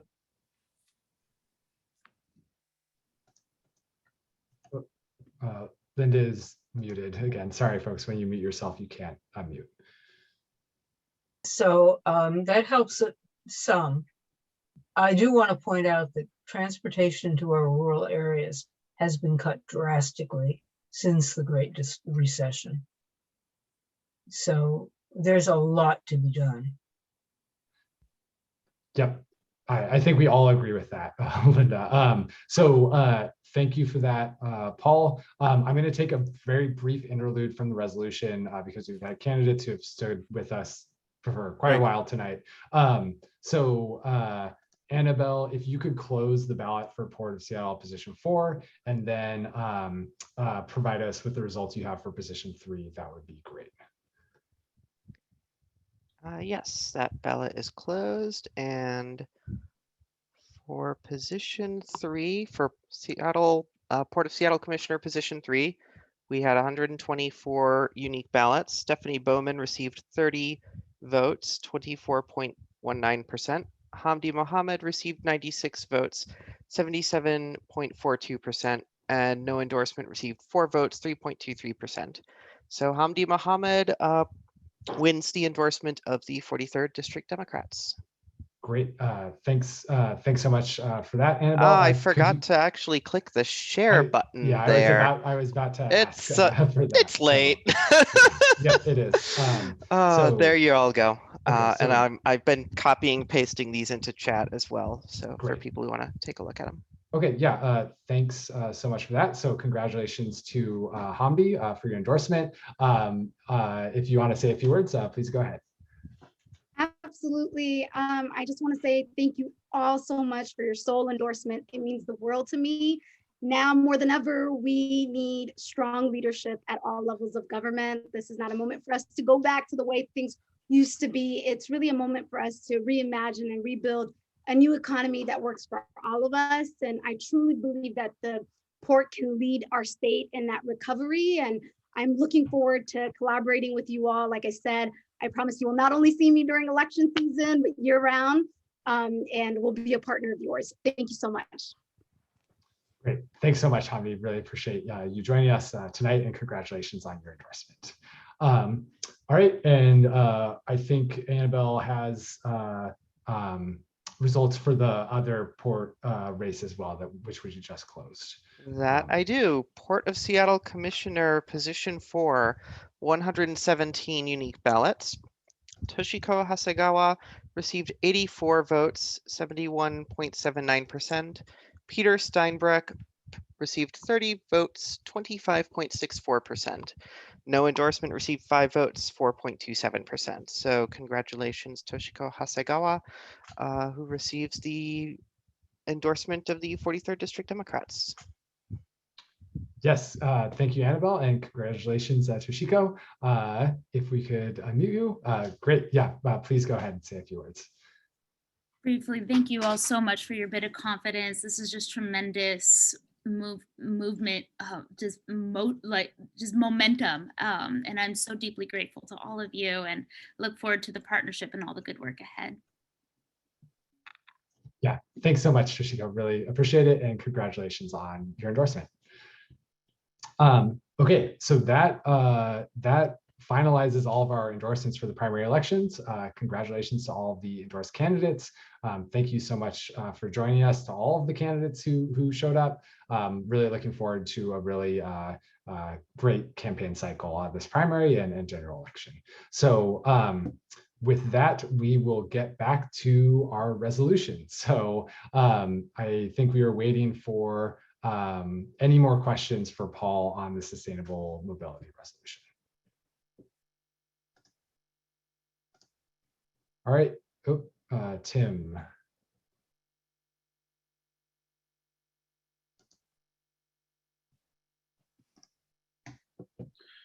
Yes, thanks for the opportunity to ask a question. I just like to ask Paul whether or not you considered including some statements about the financing mechanisms in the resolution. And the thing that I would like to bring up in particular is that this is not a good time to be bonding for a transportation revenue package.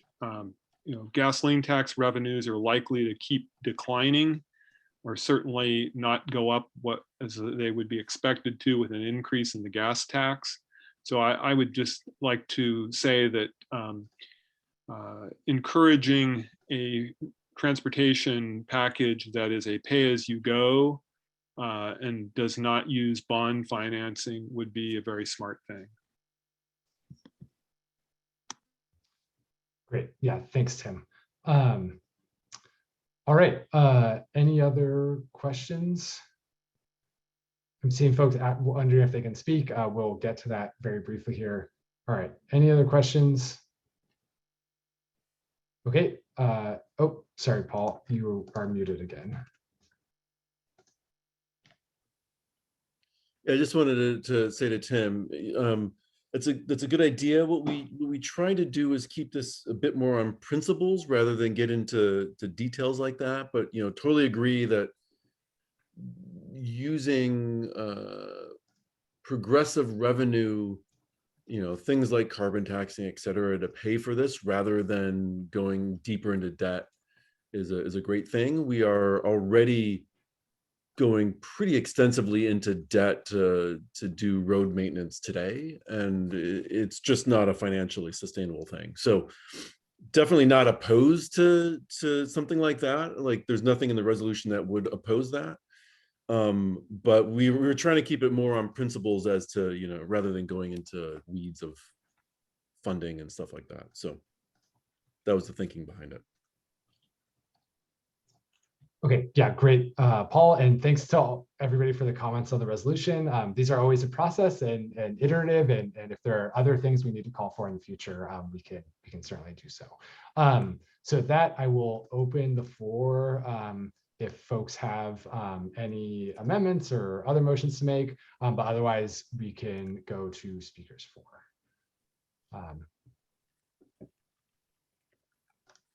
Yes, Charlotte. I move to commend Scott and Maddie for handling this endorsements meeting so fantastically. This has been one of the smoothest I've ever watched. I've watched the 37th and the 36th, and my God, am I glad to be a member of the 43rd tonight. Thanks, Charlotte. I appreciate that you're forcing me to rule your motion, appreciating me out of order at this time, but I appreciate it. And I will say, running these meetings is not easy. There's a big team behind us, and folks work hard in other LDs too, and they face their own challenges, and I'm glad things went smoothly tonight, but I appreciate that. All right, so again, Will, I saw you messaged me that you want to call a question. We cannot do that. So we will do that if nobody raises their hand and makes a motion. So if there's no further motions, we will move to discussion. All right, I'm not seeing any.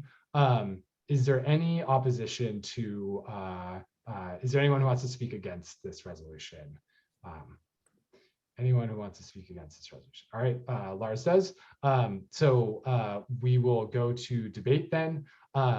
So Annabelle, we're gonna need a ballot for this. So if you could get that ready. That Ready to go when we want it. Okay, great. Thank you. So Paul, if you could start us off with a motion or a 1 minute speech in favor, if you're interested in speaking in favor of your own resolution, that would be great. And then we'll go to speech against. I was actually going to ask if any of the people from the environmental caucus would like to speak, since Sure. I've given a bunch. Are there other speakers in favor of the resolution? All right, I see Brock. Brock, if you would like to speak in favor. Paul, I'm just a quick moment. I'm not a member of the environmental caucus. So if there's somebody else that you would like to speak, but yeah. Brock, we'll have time for more speakers in favor as well. So please go for it. So I grew up in Eastern Washington on a farm. I am the director of the Snohomish County Transportation Coalition nonprofit organization. I do not speak, it's a nonprofit organization. I can't speak from that perspective exactly, but I support this motion. For too long, we have invested in a transportation system that has been, quite frankly, racist, in that we have built highways through our urban cores, so that way people can live in suburbs away from our urban core of where we do that. And it's an unsustainable situation financially, economically, and socially. And we need to reorient our transportation system back towards a better future. And I think this is a good motion to get towards that direction. And I appreciate Paul bringing it up for us today. All right, thank you, Brock. Appreciate that. And Lars, you are up next for a minute.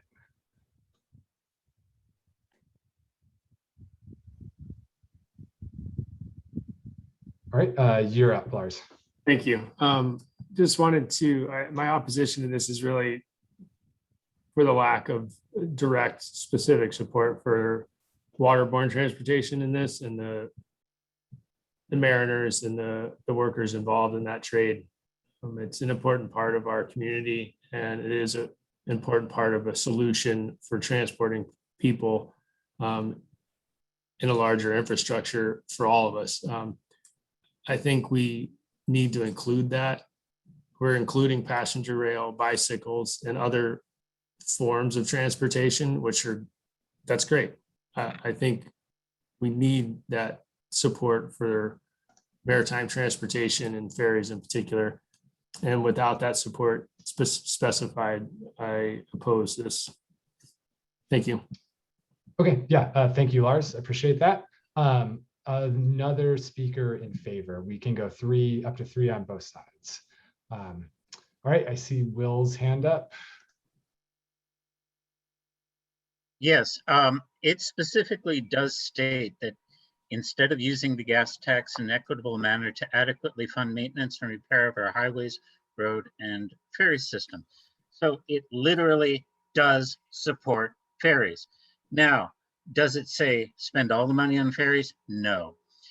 Any motion is a recommendation to elected officials.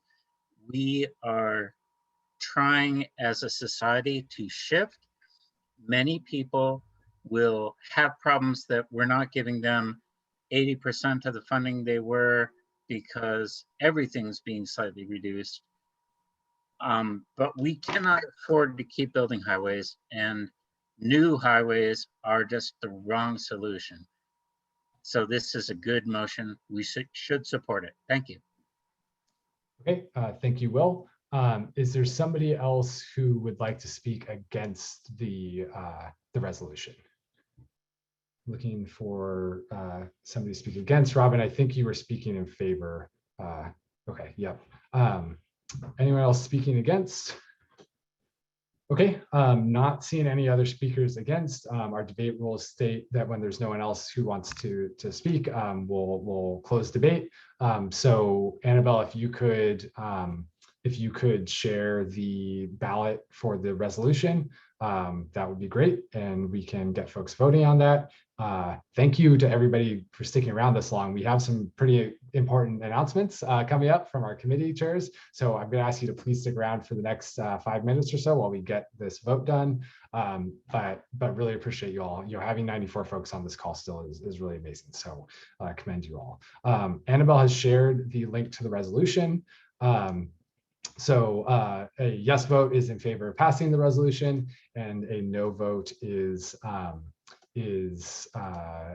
vote against passing the resolution.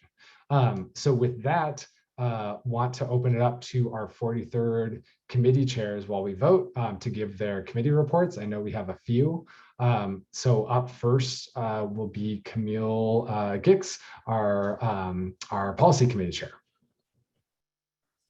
Hi, everyone. So as most of you have probably gotten our emails by this point, the main thing that the policy committee has been working on the past few weeks is a town hall tomorrow night at 7 o'clock on the Compassion Seattle Charter Amendment number 29. We will be hosting a representative from Compassion Seattle, John Scholes, and a representative from House Our Neighbors, the executive director of Be Seattle, Dee Powers. The forum or town hall will be moderated by our very own Jesse Murray. And it's going to be an opportunity for everyone to get a lot of their questions answered on what the charter amendment is, what it means for the city, and what it will mean for our unhoused populations. So I definitely encourage you all to come. I'm linking the RSVP in the chat right now. So yeah, send in your RSVP, and we hope to see you all there tomorrow evening. Great. Yeah, thanks so much, Camille. I'm personally looking forward to that forum quite a bit. So please, folks, share that with your friends and the neighbors, who might be interested and have heard of this, but don't know the full details. It should be a really informative conversation. With that, the next update is from Don Daly, who is chairing our mutual aid committee. And I think we might need to unmute Don. Hi, everybody. Sorry for the dark. I'm in the car right now, so excuse that. The subcommittee, the mutual aid subcommittee, is going to be in conjunction and adjacent to the policy committee. And so with that, we are going to have meetings an hour beforehand, 6 to 7. So that way we can relay the information naturally to the policy committee. And we are going to have a group of subcommittee volunteers already on the list. There are 3, and we would welcome more volunteers. The mandatory requirement for that would be at least attending physically 2 mutual aid events or actions beforehand. I have reached out to the assistant of Dean Spade to see if we can get him in for consultancy, and reaching out to other MA organizers and leaders to contribute information to the mutual aid subcommittee so that they can understand the policies or any actions that are happening in the street. And we would really welcome any volunteers. Please contact me through my email from the 43rd and as well to the Slack mutual aid channel. Thank you. All right, yeah, thanks so much, Don. Really appreciate that. And just want to say the mutual aid committee is looking for folks who want to get involved in mutual aid work, and so plug it into that. But there's no requirement of prior experience. They're really excited to help plug people into doing that work.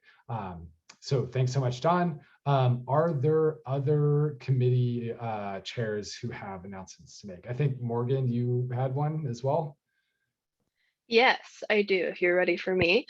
Okay, cool. No, quick thank you to everyone for bearing with us. I know endorsements meetings can get long, so I won't try to make this any longer, but thanks so much for helping make it so smooth. My news is that I am actually leaving Seattle this summer. I'll be moving away And so therefore, this is my last official meeting as the Meetings and Events Chair. That said, this is the official call if you would like to help out with future 43rd meetings and events. It's not just our general meetings. It's any events we put on that our committees put on, and it's helping, when we return to in-person meetings, which ideally will happen in the fall. So while this is my last official meeting as Meetings and Events Chair, I will certainly be available to help with the transition. And this is absolutely not, an ask to replace me completely as the chair. You don't have to commit to that, but if you're interested in joining the committee and kind of dividing up responsibilities, happy to talk with anyone who is interested. Oh, thanks, guys. It's been such a joy to work with you all, and I've been absolutely honored to be part of the 43rd board.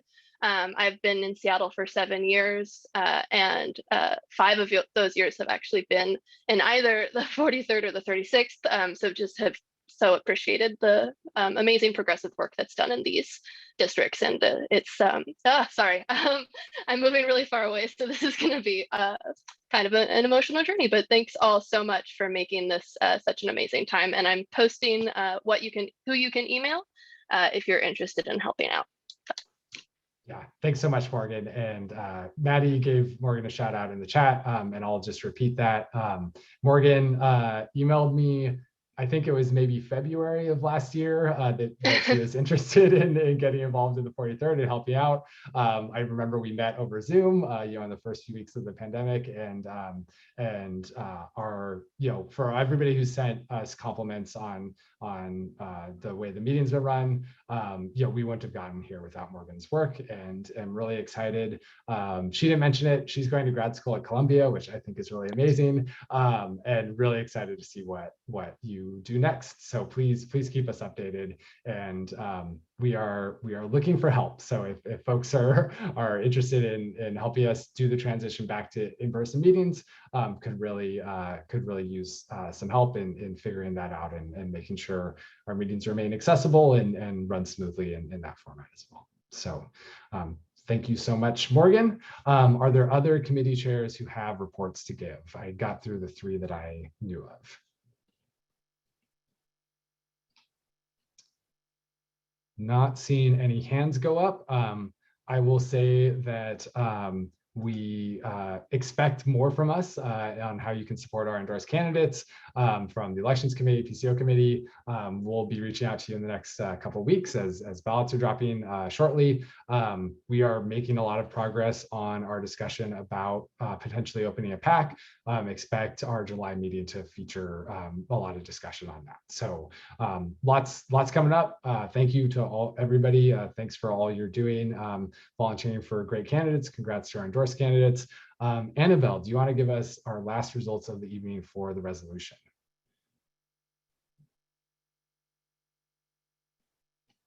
Yes, I do.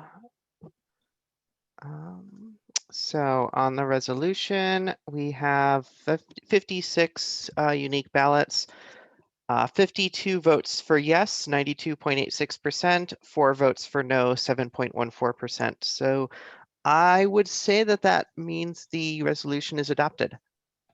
I agree. Yes, the resolution is adopted. Thank you, Paul, for bringing that forward. Thank you to the folks who commented. Lars, appreciate you speaking up, and let's make sure we reiterate our support for maritime transportation as well going forward. So thank you, everybody. That is the end of our official business. I'm going to open it up to good of the order if folks have announcements to make. So Will. Yes, just a reminder that even though it is much reduced in size, the Fremont Fair is running from today until Sunday in Fremont. You can find details at fremontfair.org. It includes art cars, stationary floats, possibly a few bicycles. It's not as big as usual, but it does exist. So there you go. Yeah, thank you, Will, for that. Are there any other good of the orders? Sean?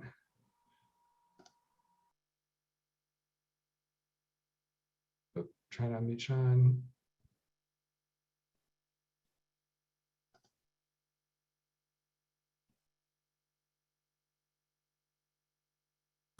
Tell we're so there. Oh, sorry about that. Yeah, I just wanted to let everybody know that with thousands facing eviction at the end of June when the eviction moratorium expires, Shama Sawant is hosting a rally to extend the eviction moratorium through the end of 2021. It'll be on June 24th at 6 p.m. And for those wondering, June 24th is a Thursday at 6 p.m. And oh, I should get you the location. I'm sorry. I think it's Pratt Park or Cal Anderson. 1 second. It's at Cal Anderson Park, Thursday, June 24th, 6 p.m. Cal Anderson. Okay. Yeah, thanks for sharing that, Sean. Other things, Aiden Carroll.